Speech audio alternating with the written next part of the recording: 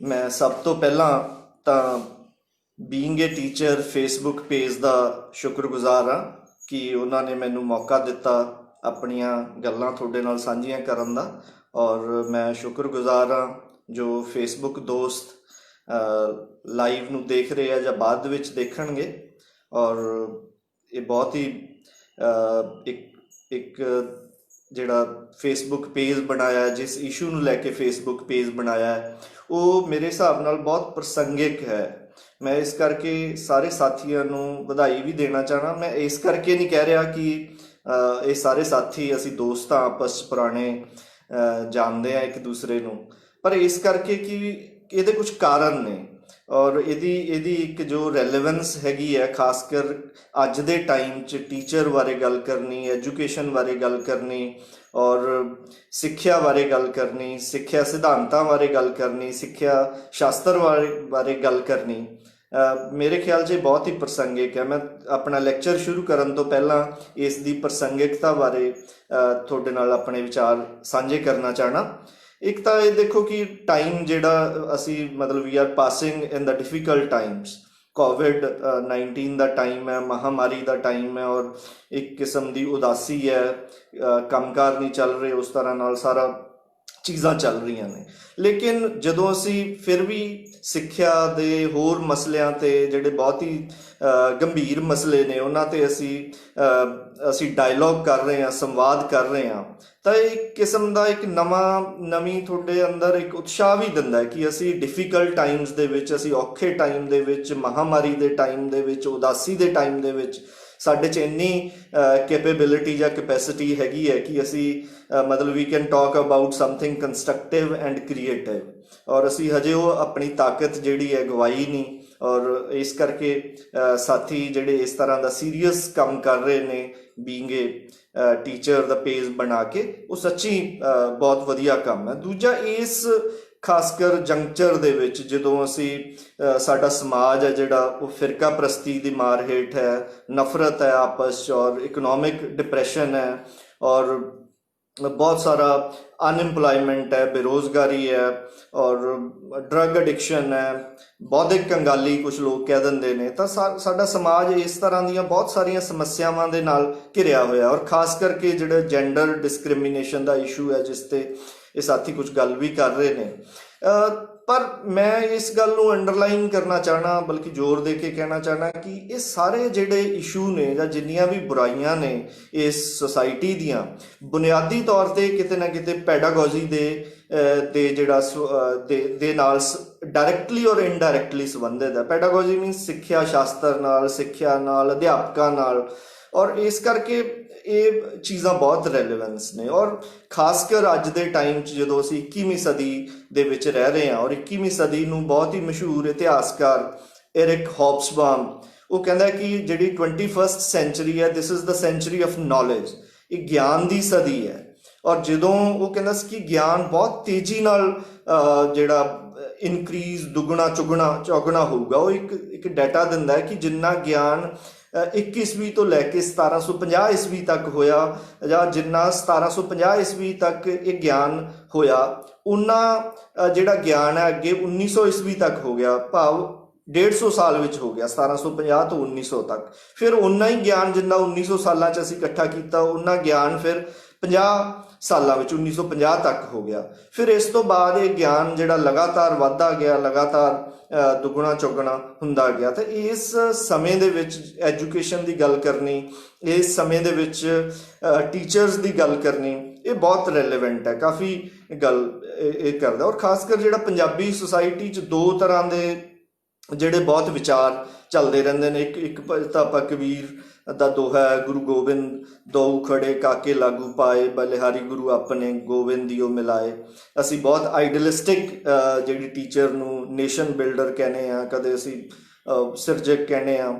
ਲੇਕਿਨ ਦੂਜੇ ਪਾਸੇ ਆਪਾਂ ਦੇਖਦੇ ਹਾਂ ਕਿ ਪੰਜਾਬ ਦੇ ਵਿੱਚ ਹੀ ਟੀਚਰਸ ਦੀ ਡਿਊਟੀ ਕੋਈ ਮਾਈਨਿੰਗ 'ਤੇ ਲੱਗ ਜਾਂਦੀ ਹੈ, ਲਿਕੁਅਰ ਮਾਫੀਆ 'ਤੇ ਲੱਗ ਜਾਂਦੀ ਹੈ, ਜਿੱਥੇ ਮੇਰੇ ਖਿਆਲ 'ਚ ਪੁਲਿਸ ਦੀ ਇਹ ਇੱਕ ਸਿੰਬਲ ਜਾਂਦਾ ਹੈ ਕਿ ਟੀਚਰਸ ਨੂੰ ਅਸੀਂ ਕਿੰਨੀ ਕੁ ਇੱਜ਼ਤ ਦਿੰਦੇ ਹਾਂ। ਔਰ ਇਸ ਤਰ੍ਹਾਂ ਨਾਲ ਇਹ ਦੋਨੋਂ ਹੀ ਚੀਜ਼ਾਂ 'ਚ ਦਰੁਸਤ ਕਰਨ ਦੀ ਜ਼ਰੂਰਤ ਹੈ, ਦੋਨੋਂ ਹੀ ਚੀਜ਼ਾਂ ਦੇ ਵਿੱਚ ਜ਼ਰੂਰਤ ਹੈ। ਕਿਉਂਕਿ ਇੱਕ ਪਾਸੇ ਬੇਕਨ 16ਵੀਂ ਸਦੀ 'ਚ ਕਹਿੰਦਾ ਕਿ ਨੌਲੇਜ ਇਜ਼ ਪਾਵਰ, ਕਹਿੰਦਾ ਭਾਵ ਕਿ ਗਿਆਨ ਹੀ ਸੱਤਾ ਹੈ, ਜਿਹਦੇ ਕੋਲੇ ਗਿਆਨ ਹੋਊਗਾ ਉਹੀ ਬੇਸਿਕਲੀ ਤਾਕਤਵਰ ਹੋਊਗਾ। ਲੇਕਿਨ ਉਸੇ ਗੱਲ ਨੂੰ ਫਿਰ ਅੱਗੇ ਆ ਕੇ ਫੂਕੋ, ਜਿਹੜਾ 20ਵੀਂ ਸਦੀ ਦਾ ਫਿਲਾਸਫਰ ਹੈ, ਉਹ ਉਸ ਨੂੰ ਉਲਟਾ ਦਿੰਦਾ। ਉਹ ਕਹਿੰਦਾ ਕਿ ਪਾਵਰ ਇਜ਼ ਨੌਲੇਜ, ਕਿ ਜਿਸ ਕੋਲੇ ਪਾਵਰ ਹੈ, ਜਿਸ ਕੋਲੇ ਸੱਤਾ ਹੈ, ਉਹੀ ਬੇਸਿਕਲੀ ਉਸ ਕੋਲੇ ਹੀ ਜਿਹੜੀ ਗਿਆਨ ਹੋਊਗਾ, ਉਸ ਦੇ ਅਕੋਰਡਿੰਗ ਹੀ ਗਿਆਨ ਕੰਮ ਕਰੂਗਾ।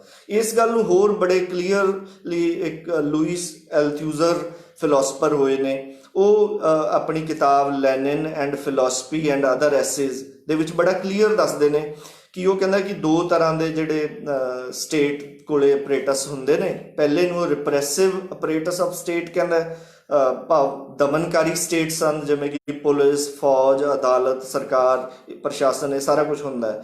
ਤੇ ਦੂਸਰਾ ਹੁੰਦਾ ਆਈਡੀਓਲੋਜੀਕਲ ਸਟੇਟ ਅਪਰੇਟਸ, ਵਿਚਾਰਧਾਰਕ ਸਟੇਟ ਸਨ, ਜਿਨ੍ਹਾਂ ਵਿੱਚ ਧਰਮ ਆ ਜਾਂਦਾ ਹੈ, ਰਾਜਨੀਤੀ ਆ ਜਾਂਦਾ ਹੈ, ਸੰਚਾਰ ਆ ਜਾਂਦਾ ਹੈ, ਸੱਭਿਆਚਾਰ ਆ ਜਾਂਦਾ, ਔਰ ਖਾਸ ਕਰਕੇ ਜਿਹਦੇ ਵਿੱਚ ਸਿੱਖਿਆ ਆ ਜਾਂਦੀ ਹੈ। ਤਾਂ ਇੱਕ ਪਾਸੇ ਇਹ ਹੈ ਕਿ ਜਦੋਂ ਅਸੀਂ ਸਿੱਖਿਆ ਨੂੰ ਕੋਈ ਬਹੁਤ ਨਿਊਟਰਲ ਚੀਜ਼ ਨਹੀਂ ਸਮਝਦੇ, ਬਲਕਿ ਇੱਕ ਸੱਤਾ ਦੇ ਹੱਥ ਵਿੱਚ ਇੱਕ ਔਜ਼ਾਰ ਜਾਂ ਸੰਦ ਸਮਝਦੇ ਹਾਂ, ਤਾਂ ਇਹੋ ਜਿਹੇ ਹਾਲਾਤ ਦੇ ਵਿੱਚ ਕਾਫੀ ਜਿਹੜਾ ਸਿੱਖਿਆ ਦੇ ਬਾਰੇ ਗੱਲ ਕਰਨੀ ਕਾਫੀ ਜ਼ਰੂਰੀ ਹੈ। ਔਰ ਜੋ ਸਿੱਖਿਆ ਦਾ ਹਾਲ ਪੰਜਾਬ ਦੇ ਵਿੱਚ ਹੈ, ਸਕੂਲ ਬੰਦ ਹੋ ਰਹੇ ਨੇ, ਟੀਚਰਸ ਦੀਆਂ ਆਪਾਂ ਗੱਲ ਕਰਕੇ ਹਟੇ ਹਾਂ, ਡਿਊਟੀਜ਼ ਇਹੋ ਜਿਹੀ ਜਗ੍ਹਾਵਾਂ 'ਤੇ ਲਾਈ ਜਾਂਦੀ ਹੈ, ਤਾਂ ਕੋਈ ਇਸ ਤਰ੍ਹਾਂ ਨੂੰ ਲੈ ਕੇ, ਸਿੱਖਿਆ ਨੂੰ ਲੈ ਕੇ ਕੋਈ ਮੁਹਿੰਮ ਨਹੀਂ ਚੱਲ ਰਹੀ। ਹਾਲਾਂਕਿ ਪੰਜਾਬ ਨੂੰ ਆਪਾਂ ਬਹੁਤ ਹੀ ਸਰਗਰਮ ਸੂਬਾ ਕਹਿੰਦੇ ਹਾਂ, ਕਿ ਬਹੁਤ ਹੀ ਇੱਥੇ ਜਿਹੜੇ ਲੋਕ ਨੇ ਬਹੁਤ ਐਕਟਿਵਿਸਟ ਨੇ, ਔਰ ਨਿਆਂ ਨੂੰ ਕੋਈ ਸਹਿਣ ਦਾ ਉਹਨਾਂ ਦਾ ਹੈ ਨਹੀਂ। ਤਾਂ ਉੱਥੇ ਵੀ ਆਪਾਂ ਨੂੰ ਲੱਗਦਾ ਕਿ ਜਿਵੇਂ ਉਹ ਲੋਕ ਵੀ, ਜਾਂ ਜਿਹੜੇ ਅਧਿਆਪਕ ਨੇ, ਜਿਹੜੇ ਪੀਪਲ ਇੰਟਲੈਕਚੁਅਲ ਨੇ, ਜਾਂ ਜਿਹੜੇ ਪੋਲੀਟੀਕਲ ਪਾਰਟੀਜ਼, ਲੋਕ ਪੱਖੀ ਪੋਲੀਟੀਕਲ ਪਾਰਟੀਜ਼ ਦੇ ਬੰਦੇ ਨੇ, ਉਹ ਵੀ ਕੋਈ ਸਿੱਖਿਆ ਦੇ ਅਹਿਮੀਅਤ ਨੂੰ ਉਸ ਤਰ੍ਹਾਂ ਨਹੀਂ, ਕੋਈ ਕਲੈਕਟਿਵਲੀ ਕੋਈ ਗੱਲ, ਕੋਈ ਮੂਵਮੈਂਟ ਚੱਲ ਰਹੀ ਹੋਵੇ ਪੂਰੇ ਪੰਜਾਬ ਦੇ ਲੈਵਲ 'ਤੇ, ਇਸ ਤਰ੍ਹਾਂ ਨਹੀਂ। ਕਿਉਂਕਿ ਅਗਰ ਆਪਾਂ ਆਪਣਾ ਇਤਿਹਾਸ ਦੇਖੀਏ, ਸਾਡੇ ਕੋਲ ਇਤਿਹਾਸ ਦੇ ਵਿੱਚ ਸਾਡੇ ਸਾਹਮਣੇ ਨਾਲੰਦਾ ਯੂਨੀਵਰਸਿਟੀ ਆਉਂਦੀ ਹੈ, ਤਕਸ਼ਲਾ ਯੂਨੀਵਰਸਿਟੀ ਆਉਂਦੀ ਹੈ, ਜਿਹੜੀਆਂ ਕਿ ਦੁਨੀਆ ਦੇ ਵਿੱਚ ਜਿਨ੍ਹਾਂ ਦਾ ਨਾਮ ਸੀ ਮਤਲਬ ਦੇ ਆਰ ਨੰਬਰ 1 ਐਂਡ 2, ਹੈ ਨਾ। ਕਿਹਾ ਜਾਂਦਾ ਹੈ ਕਿ 1500 ਤਾਂ ਵਿਦੇਸ਼ੀ ਸਟੂਡੈਂਟ ਹੀ ਸਾਡੇ ਪੜ੍ਹਨ ਆਉਂਦੇ ਸੀਗੇ। ਔਰ ਮਤਲਬ ਅੱਜ ਦਾ ਜੇ ਅਸੀਂ ਹਾਲਾਤ ਦੇਖੀਏ ਸਿੱਖਿਆ ਦਾ, ਤਾਂ ਮਤਲਬ ਆਮ sorry but it is true ਕਿ ਵੀ ਆਰ ਨੋਵੇਅਰ। ਅਸੀਂ 200 ਇੰਸਟੀਟਿਊਟ ਵਿੱਚ ਵੀ ਕੋਈ ਸਾਡਾ ਦੁਨੀਆ 'ਚ ਨਾਮ ਨਹੀਂ ਆਉਂਦਾ। ਤਾਂ ਇਸ ਤਰ੍ਹਾਂ ਦੀ ਕੋਈ ਲੈ ਕੇ ਕੋਈ ਬਹੁਤ ਮੁਹਿੰਮ ਜਾਂ ਕੋਈ ਸਮਝਣ ਬੁੱਝਣ ਦਾ ਕੋਈ ਤਰੀਕਾ ਚੱਲ ਰਿਹਾ ਹੋਵੇ, ਉਹ ਪੰਜਾਬ 'ਚ ਹੈ ਨਹੀਂ। ਮੇਰੇ ਖਿਆਲ 'ਚ ਇਹ ਬਹੁਤ ਮਤਲਬ ਜ਼ਰੂਰੀ ਹੈ ਕਿ ਇਸ ਤਰ੍ਹਾਂ ਦੀ ਕੋਈ ਗੱਲ ਹੋਵੇ, ਕਿਉਂਕਿ ਗੱਲ ਤੋਂ ਬਿਨਾਂ ਕੋਈ ਮੁਹਿੰਮ ਵੀ ਨਹੀਂ ਹੋ ਸਕਦੀ। ਜਿਵੇਂ ਇੱਕ ਬਹੁਤ ਹੀ ਮਸ਼ਹੂਰ, ਆਪਾਂ ਸਾਰੇ ਜਾਣਦੇ ਹਾਂ, ਲੈਨਨ ਨੇ ਇੱਕ ਕਿਤਾਬ ਲਿਖੀ ਸੀ, what is to be done, Punjabi 'ਚ ਉਸਨੂੰ ਕਹਿ ਦਿੰਦੇ ਆ ਕੀ ਕਰਨਾ ਲੋੜੀਏ। ਉਸ ਦੇ ਵਿੱਚ ਉਸਨੇ ਸਾਫ਼ ਕਿਹਾ ਸੀ ਕਿ without revolutionary theory there will be no revolutionary movement, ਕਿ ਜਿੰਨਾ ਚਿਰ ਸਾਡੇ ਕੋਲੇ ਰੈਵੋਲੂਸ਼ਨਰੀ ਸਿਧਾਂਤ ਨਹੀਂ ਹੋਊਗਾ ਤਾਂ ਉਹਨਾਂ ਚਿਰ ਕੋਈ ਰੈਵੋਲੂਸ਼ਨਰੀ ਇਨਕਲਾਬੀ ਕੋਈ ਮੂਵਮੈਂਟ ਵੀ ਨਹੀਂ ਹੋ ਸਕਦੀ। ਇਹ ਗੱਲ ਬਿਲਕੁਲ ਸਿੱਖਿਆ 'ਤੇ ਵੀ ਢੁੱਕਦੀ ਹੈ ਕਿ ਜੇ ਸਾਡੇ ਕੋਲ ਕੋਈ ਸਿੱਖਿਆ ਦੇ ਬਹੁਤ ਮਜ਼ਬੂਤ ਸਾਡੇ ਕੋਲ ਸਿਧਾਂਤ ਨਹੀਂ ਹੋਣਗੇ, ਸਾਡੇ ਕੋਲ ਪ੍ਰਿੰਸੀਪਲਸ ਨਹੀਂ ਹੋਣਗੇ, ਤਾਂ ਕੋਈ ਇਸ ਤਰ੍ਹਾਂ ਦੀ ਸਿੱਖਿਆ ਨੂੰ ਲੈ ਕੇ ਮੁਹਿੰਮ ਵੀ ਨਹੀਂ ਚੱਲ ਸਕਦੀ। ਤਾਂ ਮੈਨੂੰ ਉਮੀਦ ਹੈ ਕਿ ਇਸ ਪੇਜ 'ਤੇ ਆਪਾਂ ਸਾਰੇ ਮਿਲ ਕੇ ਇੱਕ ਇਹੋ ਜਿਹੇ ਇੱਥੇ ਲੋਕ ਆਉਣਗੇ ਜਿਹੜੇ ਸਿੱਖਿਆ ਬਾਰੇ, ਸਿੱਖਿਆ ਸਿਧਾਂਤਾਂ ਬਾਰੇ ਬਹੁਤ ਸਾਰੇ ਗੱਲ ਕਰਨਗੇ, ਜਿਹੜੇ ਕਿ ਸਾਡੀ ਇੱਕ ਸਮਝ ਬਣੂਗੀ ਸਿੱਖਿਆ ਦੇ ਸਿਧਾਂਤ ਬਾਰੇ, ਔਰ ਉਸ ਨੂੰ ਸਮਝਦੇ ਹੋਏ ਇੱਕ ਪੂਰੀ ਇੱਕ ਮੂਵਮੈਂਟ ਬਣੂਗੀ, ਇੱਕ ਪਬਲਿਕ ਪ੍ਰੈਸ਼ਰ ਬਣੂਗਾ, ਔਰ ਇਸ ਨੂੰ ਲੈ ਕੇ ਇੱਕ ਚੀਜ਼ਾਂ ਨਵੇਂ ਤਰੀਕੇ ਨਾਲ ਸ਼ੁਰੂ ਹੋਣਗੀਆਂ। ਮੈਂ ਲੈਕਚਰ ਸ਼ੁਰੂ ਕਰਨ ਤੋਂ ਪਹਿਲਾਂ ਹੋਰ ਇੱਕ ਦੋ ਗੱਲਾਂ ਛੋਟੀਆਂ ਤੁਹਾਡੇ ਨਾਲ ਸਾਂਝੀਆਂ ਕਰਨਾ ਚਾਹਣਾ। ਮੈਂ ਇਹ ਮਤਲਬ ਕਹਿਣਾ ਚਾਹਣਾ ਕਿ ਮੈਂ ਕੋਈ ਤੁਹਾਨੂੰ ਬਹੁਤ ਸਿੱਖਿਆ ਬਾਰੇ ਕੋਈ ਨਵੀਂ ਚੀਜ਼ ਜਿਹੜੇ ਤੁਸੀਂ ਨਾ ਜਾਣਦੇ ਹੋ, ਇਸ ਤਰ੍ਹਾਂ ਦੀ ਕੋਈ ਬਹੁਤ ਖਾਸ ਚੀਜ਼ ਨਹੀਂ ਦੱਸਣ ਜਾ ਰਿਹਾ। ਤੁਸੀਂ ਆਲਰੇਡੀ ਉਹ ਚੀਜ਼ਾਂ ਨੂੰ ਆਪਾਂ ਸਾਰੇ ਜਾਣਦੇ ਹੀ ਹਾਂ, ਟੀਚਰ ਲੋਕ। ਬਸ ਮੇਰਾ ਤਾਂ ਇੰਨਾ ਕੀ ਕਾਰਜ ਹੈ ਕਿ ਮੈਂ ਉਹਨਾਂ ਨੂੰ ਇੱਕ ਰਿਮਾਈਂਡ ਕਰਾਉਣ ਦੀ ਕੋਸ਼ਿਸ਼ ਕਰੂੰਗਾ, ਜਾਂ ਉਹਨਾਂ ਨੂੰ ਤੁਹਾਡੇ ਸਾਹਮਣੇ ਰੱਖਣ ਦੀ ਕੋਸ਼ਿਸ਼ ਕਰੂੰਗਾ। ਔਰ ਮੇਰਾ ਜਿਹੜਾ ਇਸ ਲੈਕਚਰ ਦਾ ਕੋਈ ਬਹੁਤ ਇੱਕ ਕੋਈ ਢਾਂਚਾ ਜਾਂ ਜਿਸ ਦਾ ਜਿਵੇਂ ਕੋਈ ਬਾਡੀ ਹੁੰਦੀ ਹੈ ਕਿ ਪ੍ਰੋਪਰ ਬਿਗਨਿੰਗ, ਮਿਡਲ, ਫਿਰ ਉਹਦਾ ਕਨਕਲੂਜਨ, ਕੋਈ ਇਸ ਤਰ੍ਹਾਂ ਵੀ ਨਹੀਂ ਮੈਂ ਇਸ ਨੂੰ ਬਣਾ ਸਕਿਆ। ਰਾਦਰ ਮਤਲਬ ਇਹ ਮੈਂ ਜਾਣਬੁੱਝ ਕੇ ਫਰੈਗਮੈਂਟਡ ਹੀ ਰੱਖਿਆ, ਕਿਉਂਕਿ ਇਹ ਪਹਿਲਾ ਲੈਕਚਰ ਹੈ। ਤਾਂ ਇਸ ਵਿੱਚ ਹੈ ਕਿ ਬਹੁਤ ਸਾਰੀਆਂ ਕੁਝ ਗੱਲਾਂ ਜੀਆਂ ਹੀ ਹੋਣ, ਤੇ ਅੱਗੇ ਜਾ ਕੇ ਜਦੋਂ ਅਸੀਂ ਸਿੱਖਿਆ ਮਾਹਿਰਾਂ ਨਾਲ ਗੱਲਬਾਤ ਕਰਾਂਗੇ, ਜਿਹੜੇ ਐਕਸਪਰਟ ਲੋਕ ਨੇ ਐਜੂਕੇਸ਼ਨ ਦੇ, ਉਹਨਾਂ ਨਾਲ ਗੱਲ ਕਰਾਂਗੇ, ਤਾਂ ਉਹ ਕੁਝ ਚੀਜ਼ਾਂ ਨੂੰ ਸਾਡੇ ਸਾਹਮਣੇ ਰੱਖਣ। ਇਹ ਜਿਹੜੀਆਂ ਫਰੈਗਮੈਂਟਡ ਚੀਜ਼ਾਂ ਨੇ ਉਹਨਾਂ ਨੂੰ ਇੱਕ ਸੂਤਰ ਦੇ ਵਿੱਚ ਪਰੋ ਕੇ ਇੱਕ ਸਿਧਾਂਤਕ ਤੌਰ ਤੇ ਸਾਡੇ ਸਾਹਮਣੇ ਰੱਖਣ। ਤਾਂ ਇਹ ਇਸ ਕਰਕੇ ਮੇਰੇ ਦਿਲ ਦੇ ਵਿੱਚ ਖਾਸ ਰਿਸਪੈਕਟ ਹੈ ਜਿਹੜੇ ਲੋਕ ਇਸ ਚੀਜ਼ ਨੂੰ, ਇਸ ਡਾਇਲੋਗ ਦੇ ਵਿੱਚ ਇਨਵੋਲਵ ਨੇ, ਜਿਹੜੇ ਲੋਕ ਇਸ ਨੂੰ ਦੇਖ ਰਹੇ ਨੇ ਜਾਂ ਜਿਨ੍ਹਾਂ ਨੇ ਪੇਜ ਬਣਾਇਆ, ਕਿ ਇਹੋ ਜਿਹੇ ਸਮਿਆਂ ਦੇ ਵਿੱਚ ਵੀ ਅਸੀਂ ਬਹੁਤ ਜਿਹੜੀਆਂ ਕੰਸਟਰਕਟਿਵ ਤੇ ਕ੍ਰੀਏਟਿਵ ਕੁਝ ਡਾਇਲੋਗ ਰਚਾਉਣ ਦੇ ਵਿੱਚ ਕਾਮਯਾਬ ਹੋਏ ਹਾਂ। ਔਰ ਇਸ ਦਾ ਟਾਈਟਲ ਜਿਹੜਾ ਬਹੁਤ ਤੁਹਾਨੂੰ ਸਾਰਿਆਂ ਨੂੰ ਅਪੀਲ ਕਰਦਾ ਹੈ, ਜਿਹੜਾ ਆਪਾਂ ਦੂਜਾ ਅਧਿਆਪਕ ਰੱਖਿਆ, ਕਿਉਂਕਿ ਆਪਾਂ ਸਾਰੇ ਜਾਣਦੇ ਹਾਂ ਕਿ ਪਹਿਲਾ ਅਧਿਆਪਕ ਆਇਤਮਾਤੌਬ ਦਾ ਜਿਹੜਾ ਨੋਵਲਟ ਹੈ ਛੋਟਾ, ਅਸੀਂ ਉਸ ਤੋਂ ਇੰਸਪੀਰੇਸ਼ਨ ਲੈਂਦੇ ਆਏ ਹਾਂ। ਔਰ ਕੋਈ ਵਿਰਲਾ ਅਧਿਆਪਕ ਹੋਊਗਾ ਜੋ ਉਸ ਤੋਂ ਇੰਸਪੀਰੇਸ਼ਨ ਨਾ ਲੈਂਦਾ ਹੋਊਗਾ, ਜਾਂ ਜੋ ਉਸ ਤੋਂ ਪ੍ਰਭਾਵਿਤ ਨਾ ਹੋਇਆ ਹੋਊਗਾ, ਔਰ ਜੋ ਉਸ ਤੋਂ ਸੇਧ ਨਾ ਲੈਂਦਾ ਹੋਊਗਾ। ਔਰ ਇੱਥੋਂ ਤੱਕ ਵੀ ਕਹਿ ਦਿੰਦੇ ਹਾਂ ਕਿ ਜੇ ਭਾਈ ਚੰਗਾ ਟੀਚਰ ਬਣਨਾ ਤਾਂ ਤੁਸੀਂ ਇਹ ਪਹਿਲਾ ਅਧਿਆਪਕ ਪੜ੍ਹੋ। ਹਾਲਾਂਕਿ ਇਹ ਇੱਕ ਸਿੰਬੋਲਿਕ ਤੌਰ ਤੇ ਹੀ ਅਸੀਂ ਇਸ ਗੱਲ ਨੂੰ ਲੈ ਰਹੇ ਹਾਂ। ਇਹਦਾ ਮਤਲਬ ਇਹ ਨਹੀਂ ਕਿ ਜੋ ਆਇਤਮਾਤੌਬ ਦਾ ਨੇ ਪਹਿਲੇ ਅਧਿਆਪਕ ਦੀ ਗੱਲ ਕੀਤੀ ਕਿ ਉਹੀ ਪਹਿਲਾ ਅਧਿਆਪਕ ਹੈ। ਉਸ ਤੋਂ ਪਹਿਲਾਂ ਵੀ ਬਹੁਤ ਸਾਰੇ ਅਧਿਆਪਕ ਹੋਏ, ਮਤਲਬ ਆਪਾਂ ਨੂੰ ਪਤਾ ਨਹੀਂ, ਹੋ ਸਕਦਾ ਜਰਮਨੀ 'ਚ ਇਦੋਂ ਵੀ ਚੰਗੇ ਹੋਏ ਹੋਣ, ਫਰਾਂਸ ਦੇ ਵਿੱਚ ਇਦੋਂ ਵੀ ਚੰਗੇ ਹੋਏ ਹੋਣ, ਕਿਉਂਕਿ ਇੱਕ ਇਹ ਵੀ ਹੈ ਕਿ ਰਸ਼ੀਅਨ ਲਿਟਰੇਚਰ ਸਾਡੇ ਤੱਕ ਪਹੁੰਚਿਆ ਟਰਾਂਸਲੇਟਡ ਹੋ ਕੇ, ਤੇ ਉਹ ਇਸ ਕਰਕੇ ਅਸੀਂ ਉਸ ਤੋਂ ਥੋੜ੍ਹਾ ਪ੍ਰਭਾਵਿਤ ਵੀ ਹਾਂ, ਤੇ ਉਹ ਸਾਨੂੰ ਪੜ੍ਹਦੇ ਹਾਂ ਤਾਂ ਚੰਗਾ ਵੀ ਲੱਗਦਾ ਹੈ। ਇੱਕ ਤਾਂ ਅਸੀਂ ਇਹਦਾ ਟਾਈਟਲ ਰੱਖਿਆ ਦੂਜਾ ਅਧਿਆਪਕ, ਉਸ ਤੋਂ ਪ੍ਰਭਾਵਿਤ ਹੋ ਕੇ ਰੱਖਿਆ। ਔਰ ਉਸ ਦੇ ਵਿੱਚ ਆਪਾਂ ਸਾਰੇ ਜਾਣਦੇ ਹਾਂ ਕਿ ਜਿਹੜਾ ਅਧਿਆਪਕ ਹੈ ਦੁਈਸ਼ੇਨ, ਉਹ ਸੋਵੀਅਤ ਸੰਘ ਦੇ ਕੁਰਕੋਰੋਵ ਪਿੰਡ ਦੇ ਵਿੱਚ ਆਉਂਦਾ ਹੈ ਔਰ ਉੱਥੇ ਜਾ ਕੇ ਕੰਮ ਕਰਦਾ ਹੈ। ਔਰ ਕੰਮ ਕੀ ਕਰਦਾ ਕਿ ਆਪਣੇ ਅਧਿਆਪਨ ਦਾ ਸ਼ੁਰੂਆਤ ਕਰਦਾ ਹੈ। ਔਰ ਨਾ ਉਹਦੇ ਕੋਲ ਕੋਈ ਬਿਲਡਿੰਗ ਹੈ, ਔਰ ਉਹਦੇ ਇੱਕ ਹੱਥ ਦੇ ਵਿੱਚ ਬਾਲਟੀ ਹੈ, ਇੱਕ ਹੱਥ ਦੇ ਵਿੱਚ ਕਹੀ ਹੈ, ਬੇਲਚਾ ਹੈ, ਹੋਰ ਚੀਜ਼ਾਂ ਨੇ, ਜਿਹਦੇ ਵਿੱਚ ਉਹ ਕੋਈ ਸੋਚ ਰਿਹਾ ਕਿ ਕੋਈ ਜਗ੍ਹਾ ਸਾਫ਼ ਕਰ ਲਾਂ ਜਾਂ ਕੋਈ ਬਿਲਡਿੰਗ ਬਣਾ ਲਾਂ ਛੋਟੀ ਮੋਟੀ ਇਸ ਨੂੰ ਪੜ੍ਹਨ ਦੇ ਲਈ। ਔਰ ਉਹ ਇਸ ਤੇ ਇੱਕ ਬਿਲਡਿੰਗ ਬਣਾਉਣ ਦੇ ਲਈ ਜਿੱਥੇ ਅਧਿਆਪਕ ਸਾਰੇ ਜਿਹੜੇ ਮਿਲ ਕੇ ਸਟੂਡੈਂਟ ਉੱਥੇ ਇੱਕ ਜਿਹੜਾ ਸਿੱਖਣ ਸਿਖਾਉਣ ਦਾ ਕੰਮ ਕਰ ਸਕਣ।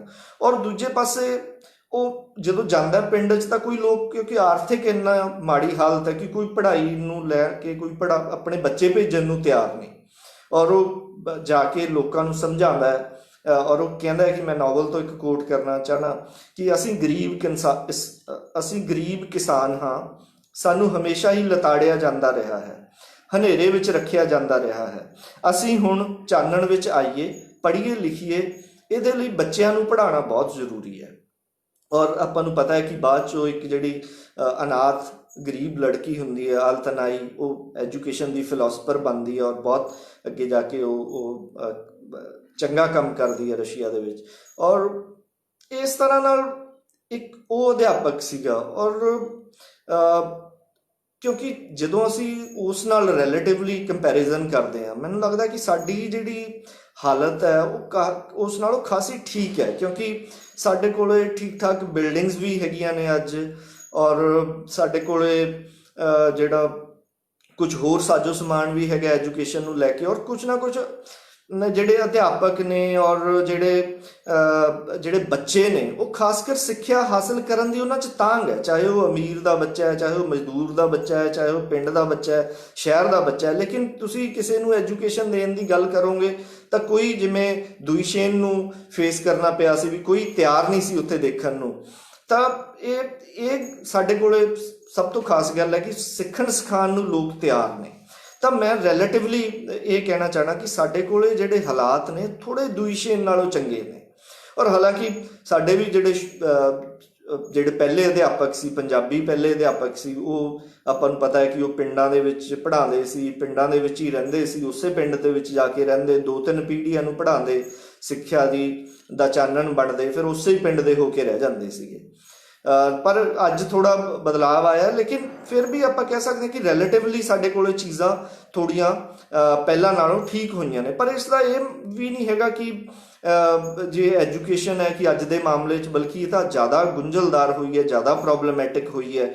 इसनूं समझना, सिक्ख्या की जिहड़ी अहमियत भी क्योंकि वधी है, और इस नाल जिहड़ा होर ज़्यादा मुश्किल होया। दूजा जिहड़ा साडे अध्यापकां दे विच भी जिहड़ी कमिटमेंट दे विच कमी आई है थोड़ा, उसनूं भी वो भी एक बड़ा एक विशा हैगा कि जिस ते गलबात करन दी लोड़ है कि ये क्यों होया। और दूसरा कारण ये सीगा कि जदों इस टॉपिक दे बारे गलबात चल रही सी, तां उदों ये भी सीगा कि मैं एक कुछ अनुवाद कर रहा सी, कुछ ਜਿਹੜੇ ਸਿੱਖਿਆ ਸਿਧਾਂਤਕਾਰ ਨੇ, ਪਾਲੋ ਫਰੇਰੇ, ਇਹਦੇ ਵਿੱਚ ਹੋਰ ਗੁਗੀਵਾ ਥਿਓਂਗ ਹੈ, ਹੈਨਰੀ ਗੀਰੂ ਹੈ, ਔਰ ਬ੍ਰਿਜ ਰੰਜਨ ਮਨੀ ਹੈ। ਉਹਨਾਂ ਦੇ ਕੁਝ ਆਰਟੀਕਲ ਲੈ ਕੇ ਮੈਂ ਇੱਕ ਐਜੂਕੇਸ਼ਨ ਤੇ ਬੁੱਕ ਤੇ ਪ੍ਰੋਜੈਕਟ ਤੇ ਕੰਮ ਕਰਨ ਦੀ ਕੋਸ਼ਿਸ਼ ਕਰ ਰਿਹਾ ਸੀ, ਔਰ ਮੇਰੀ ਇੱਛਾ ਸੀ ਕਿ ਮੈਂ ਉਸ ਦਾ ਨਾਮ ਵੀ ਦੂਜਾ ਅਧਿਆਪਕ ਰੱਖਾਂ, ਕਿ ਉਹ ਦੁਈਸ਼ੇਨ ਨੇ ਜੋ ਕੁਝ ਕੀਤਾ ਅਸੀਂ ਅੱਜ ਦੇ ਕੰਟੈਕਸਟ ਦੇ ਵਿੱਚ ਦੇਖਦੇ ਹੋਏ ਉਸ ਤੋਂ ਅਗਲੀ ਪੀੜ੍ਹੀ ਦੇ ਅਧਿਆਪਕ ਅਸੀਂ ਕੀ ਕਰ ਸਕਦੇ ਹਾਂ। ਔਰ ਇਹ ਬੜੀ ਸਾਫ਼ ਹੈ, ਇਹ ਹਮੇਸ਼ਾ ਹੀ ਕਿਹਾ ਜਾਂਦਾ ਹੈ ਕਿ ਸਿੱਖਿਆ ਤੀਜਾ ਨੇਤਰ ਹੈ, ਔਰ ਸਿੱਖਿਆ ਜਿਹੜਾ ਸਾਡੇ ਅੰਦਰ ਜੋ ਇੰਟਰਨਲ ਪਾਵਰਸ ਹੁੰਦੀਆਂ ਨੇ, ਸ਼ਕਤੀਆਂ ਹੁੰਦੀਆਂ ਨੇ, ਉਹਨੂੰ ਬਾਹਰ ਕੱਢ ਕੇ ਲੈ ਕੇ ਆਉਣ ਦਾ ਕੰਮ ਕਰਦੀ ਹੈ, ਔਰ ਸਾਡਾ ਆਲਰਾਊਂਡ ਡਿਵੈਲਪਮੈਂਟ ਕਰਦੀ ਹੈ। ਔਰ ਰੂਸੋ ਨੇ ਤਾਂ ਇੱਥੋਂ ਤੱਕ ਵੀ ਕਿਹਾ ਸੀਗਾ ਕਿ ਇਹ ਸਕੂਲ ਬਣਨ ਦਾ ਕਾਰਨ ਸੀਗਾ ਕਿ ਬੱਚਿਆਂ ਦੇ ਵਿੱਚ ਜਿਹੜੇ ਨਾ ਪੱਖੀ ਰੁਝਾਨ ਨਾ ਪੈਦਾ ਹੋਣ। ਭਾਵ ਉਹ ਕਹਿੰਦਾ ਸੀ ਕਿ ਜੋ ਸਾਨੂੰ ਕੁਦਰਤ ਨੇ ਸਭ ਤੋਂ ਵੱਡੀ, ਸਭ ਤੋਂ ਖੂਬਸੂਰਤ ਗਿਫਟ ਦਿੱਤੀ ਹੈ, ਉਹ ਜਿਹੜੀ ਸਭ ਤੋਂ ਖੂਬਸੂਰਤ ਗਿਫਟ ਹੈ ਉਹ ਬੱਚੇ ਨੇ। ਔਰ ਬੱਚਿਆਂ ਦੇ ਵਿੱਚ ਜੇਕਰ ਉਹਨਾਂ ਨੂੰ ਚੈਨਲਾਈਜ਼ ਨਾ ਕੀਤਾ ਜਾਵੇ, ਉਹਨਾਂ ਦੀ ਜਿਹੜੀ ਪੋਟੈਂਸ਼ੀਅਲ ਨੂੰ ਸਿੱਖਿਆ ਰਾਹੀਂ, ਸਕੂਲ ਰਾਹੀਂ ਜੇ ਅਸੀਂ ਬਾਹਰ ਨਹੀਂ ਕੱਢਾਂਗੇ ਤਾਂ ਉਹਨਾਂ 'ਚ ਨਾ ਪੱਖੀ ਰੁਝਾਨ ਪੈਦਾ ਹੋ ਸਕਦੇ ਨੇ। ਤਾਂ ਇਸ ਕਰਕੇ ਜਿਹੜਾ ਸਕੂਲ, ਜਿਹੜਾ ਸਿਸਟਮ, ਸਿੱਖਿਆ ਸਿਸਟਮ, ਇੱਕ ਇਹਨਾਂ ਦਾ ਸਾਰਾ ਤਾਣਾ ਬਾਣਾ ਸ਼ੁਰੂ ਹੋਇਆ ਸੀ। ਔਰ ਸਾਡੇ ਵਰਗੇ ਜਿਹੜੇ ਗਰੀਬ ਦੇਸ਼ ਦੇ ਵਿੱਚ ਤਾਂ ਬਹੁਤ ਜ਼ਿਆਦਾ ਅਹਿਮੀਅਤ ਰੱਖਦੀ ਹੈ ਸਿੱਖਿਆ, ਕਿਉਂਕਿ ਸਿੱਖਿਆ ਇੱਕ ਅਜਿਹੀ ਚੀਜ਼ ਹੈ ਉਹ ਸਾਡੀ ਦਰਿਦਰਤਾ ਨੂੰ, ਸਾਡੀ ਗਰੀਬੀ ਨੂੰ ਦੂਰ ਕਰ ਸਕਦੀ ਹੈ। ਔਰ ਇਸ ਗੱਲ ਨੂੰ ਦੇਖਦੇ ਹੋਏ ਸਾਡੇ ਸੰਵਿਧਾਨਕਾਰਾਂ ਨੇ ਇਸ ਦਾ ਸਿੱਖਿਆ 'ਤੇ ਬਹੁਤ ਜ਼ਿਆਦਾ ਐਮਫੈਸਿਸ ਦਿੱਤਾ। ਉਹਨਾਂ ਨੇ ਆਰਟੀਕਲ 45 ਦੇ ਵਿੱਚ, ਸਾਡੇ ਸੰਵਿਧਾਨ ਦੇ ਵਿੱਚ ਲਿਖਿਆ ਹੋਇਆ ਕਿ ਸੰਵਿਧਾਨ ਲਾਗੂ ਹੋਣ ਤੋਂ 10 ਸਾਲ ਦੇ ਅੰਦਰ ਅੰਦਰ, ਭਾਵ 1960 ਦੇ ਵਿੱਚ, 1960 ਤੱਕ ਸਾਰੇ ਸਟੇਟ ਜਾਂ ਸਾਰੇ ਭਾਰਤ ਦੇ 14 ਸਾਲ ਦੇ ਬੱਚਿਆਂ ਨੂੰ ਲਾਜ਼ਮੀ ਸਿੱਖਿਆ ਮਿਲੂਗੀ। ਹਾਲਾਂਕਿ ਇਹ ਹੋ ਨਹੀਂ ਸਕਿਆ, ਆਪਾਂ ਸਾਰੇ ਇਸ ਗੱਲ ਨੂੰ ਜਾਣਦੇ ਹਾਂ। ਔਰ ਇਸ ਤੋਂ ਬਾਅਦ ਫਿਰ ਕੋਠਾਰੀ ਕਮਿਸ਼ਨ ਆਉਂਦਾ ਐਜੂਕੇਸ਼ਨ ਦੇ ਵਿੱਚ। ਕੋਠਾਰੀ ਕਮਿਸ਼ਨ ਆਪਾਂ ਨੂੰ ਪਤਾ ਹੈ ਕਿ 1964 ਤੋਂ 66 ਦੇ ਵਿੱਚ ਆਉਂਦਾ ਹੈ, ਔਰ ਉਹ ਨੇਬਰਹੁੱਡ ਸਕੂਲ ਦਾ ਕਨਸੈਪਟ ਦਿੰਦਾ ਹੈ। ਔਰ ਉਹ ਕਹਿੰਦਾ ਵੀ ਕਾਮਨ ਸਕੂਲ ਸਿਸਟਮ ਹੋਵੇ, ਇੱਕ ਨੇਬਰਹੁੱਡ, ਇੱਕ ਸਕੂਲ ਹੋਵੇ, ਔਰ ਉਸ ਦੇ ਏਰੀਏ ਵਿੱਚ ਜਿੰਨੇ ਵੀ ਬੱਚੇ ਆਉਂਦੇ ਹੋਣ ਉਹ ਸਾਰੇ ਉਸ ਸਕੂਲ ਦੇ ਵਿੱਚ ਜਾਣ। ਲੇਕਿਨ ਕਿਉਂਕਿ ਉਹਨਾਂ ਦਾ ਮੰਨਣਾ ਸੀ, ਬੜਾ ਸਟੱਡੀ ਉਹਨਾਂ ਦੀ ਸਾਫ਼ ਸੀ ਕਿ ਜਿੰਨਾ ਚਿਰ ਸਾਡੀ ਇਹ ਸਿੱਖਿਆ ਵੱਖੋ ਵੱਖਰੀ ਰਹੂਗੀ, ਕੁਝ ਲੋਕਾਂ ਲਈ ਹੋਰ ਸਕੂਲ, ਕੁਝ ਲੋਕਾਂ ਲਈ ਹੋਰ ਸਕੂਲ, ਤਾਂ ਜਿੰਨਾ ਚਿਰ ਸਾਡੀ ਸਿੱਖਿਆ ਡਿਵਾਈਡਡ ਰਹੂਗੀ ਉਹਨਾਂ ਚਿਰ ਸਾਡੀ ਸੁਸਾਇਟੀ ਦੇ ਵਿੱਚ ਜੋ ਕਲਾਸ ਦਾ ਜੋ ਜਮਾਤੀ ਪੜ ਹੈ ਉਹ ਹੋਰ ਜ਼ਿਆਦਾ ਵੱਧਦਾ ਰਹੂਗਾ। ਔਰ ਉਹ ਬਲਕਿ ਹੋਰ ਜਿਹੜਾ ਕਲਾਸ ਸਾਡਾ ਸਟਰਕਚਰ ਹੈ, ਕਲਾਸ ਡਿਵੀਜ਼ਨ ਹੈ, ਹੋਰ ਜ਼ਿਆਦਾ ਪੱਕੇ ਪੈਰੀ ਹੁੰਦੀ ਰਹੂਗੀ। ਇਸ ਕਰਕੇ ਉਹਨਾਂ ਨੇ ਨੇਬਰਹੁੱਡ ਸਕੂਲ ਦਾ ਕਨਸੈਪਟ ਦਿੱਤਾ, ਲੇਕਿਨ ਇਸ ਤਰ੍ਹਾਂ ਦਾ ਹੋ ਨਹੀਂ ਸਕਿਆ, ਔਰ ਉਹ ਸਾਡੇ ਸਕੂਲ ਅੱਡੋ ਅੱਡ ਰਹੇ। ਫਿਰ ਸਾਡੀ ਸੁਸਾਇਟੀ ਵੀ ਉਸੇ ਤਰ੍ਹਾਂ ਅੱਡੋ ਅੱਡ ਹੁੰਦੀ ਰਹੀ।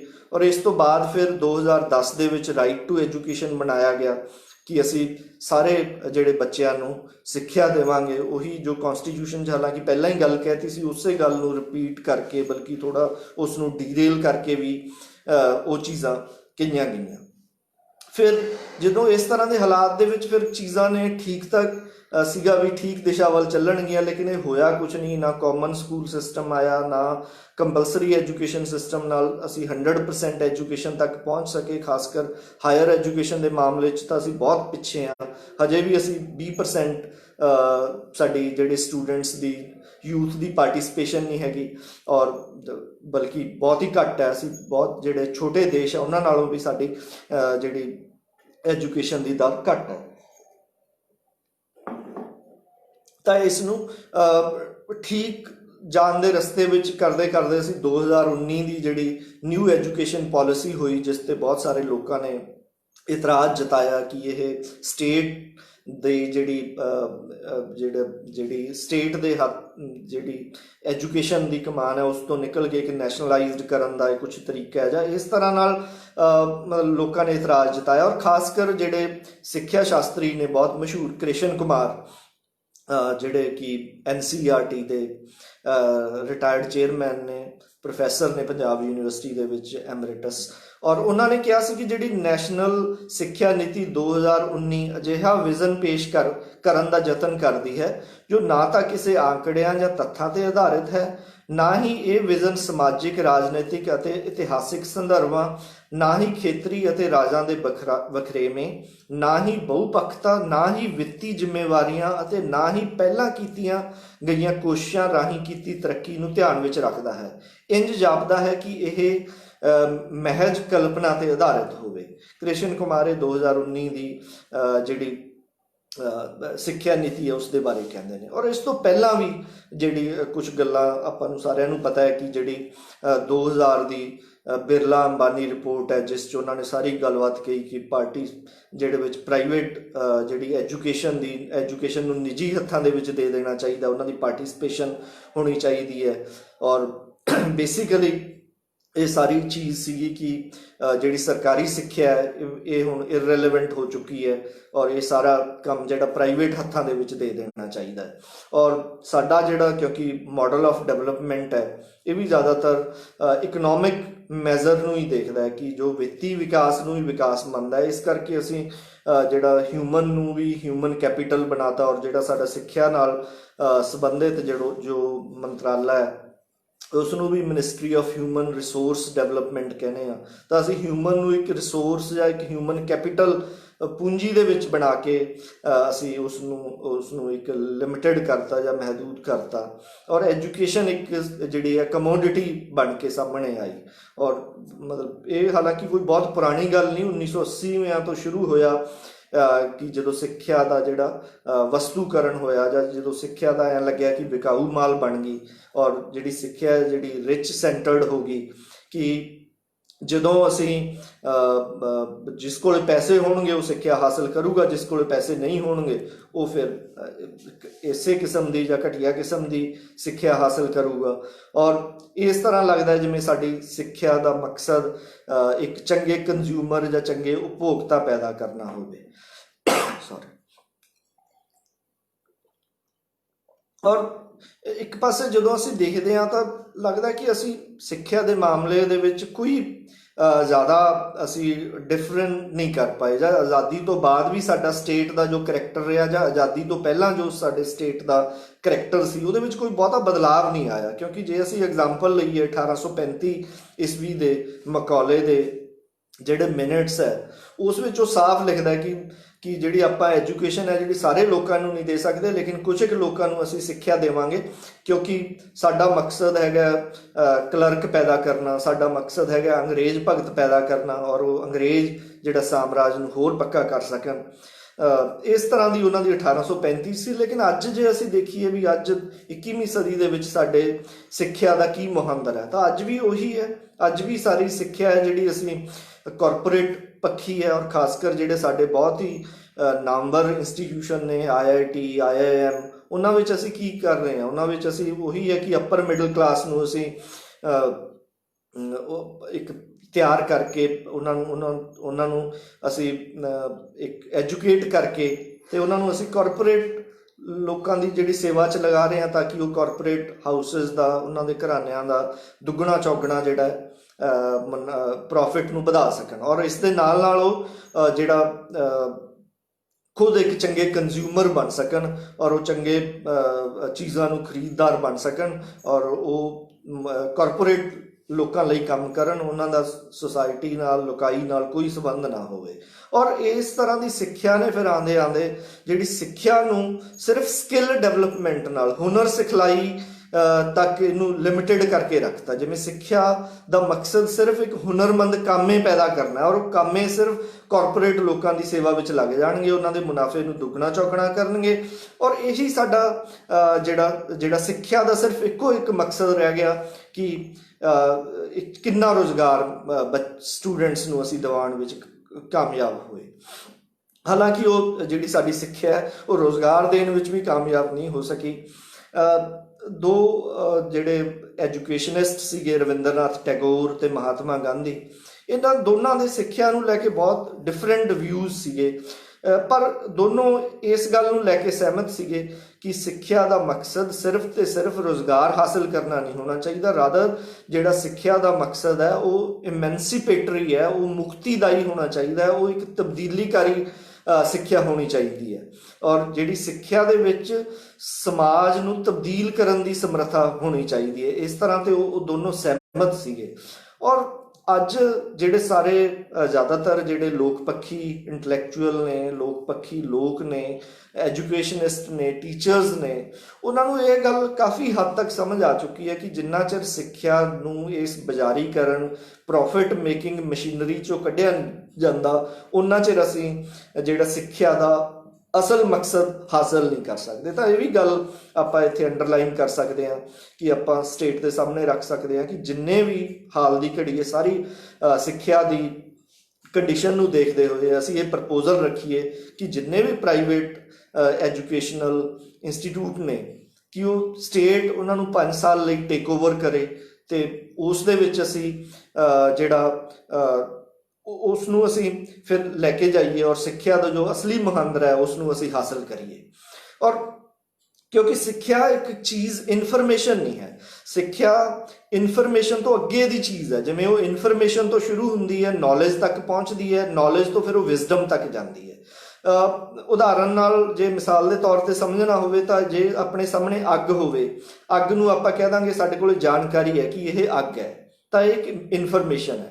ਫਿਰ ਆਪਾਂ ਕਹਿ ਦਾਂਗੇ ਕਿ ਇਹ ਅੱਗ ਤੋਂ ਦੂਰ ਰਹਿਣਾ ਚਾਹੀਦਾ ਹੈ ਕਿਉਂਕਿ ਇਹ ਅੱਗ ਸਾਨੂੰ ਸਾਡੇ ਲਈ ਨੁਕਸਾਨਦਾਇਕ ਹੋ ਸਕਦੀ ਹੈ, ਸਾਡੇ ਹੱਥ ਮੱਚ ਸਕਦਾ ਹੈ, ਅਸੀਂ ਇਸ ਤੋਂ ਦੂਰ ਰਹੀਏ। ਇਹ ਨੌਲੇਜ ਹੋ ਗਈ। ਇਸ ਤੋਂ ਅੱਗੇ ਜਿਹੜਾ ਪੜਾਅ ਆਉਂਦਾ ਵਿਜ਼ਡਮ ਦਾ, ਕਿ ਅਸੀਂ ਇਸ ਅੱਗ ਤੋਂ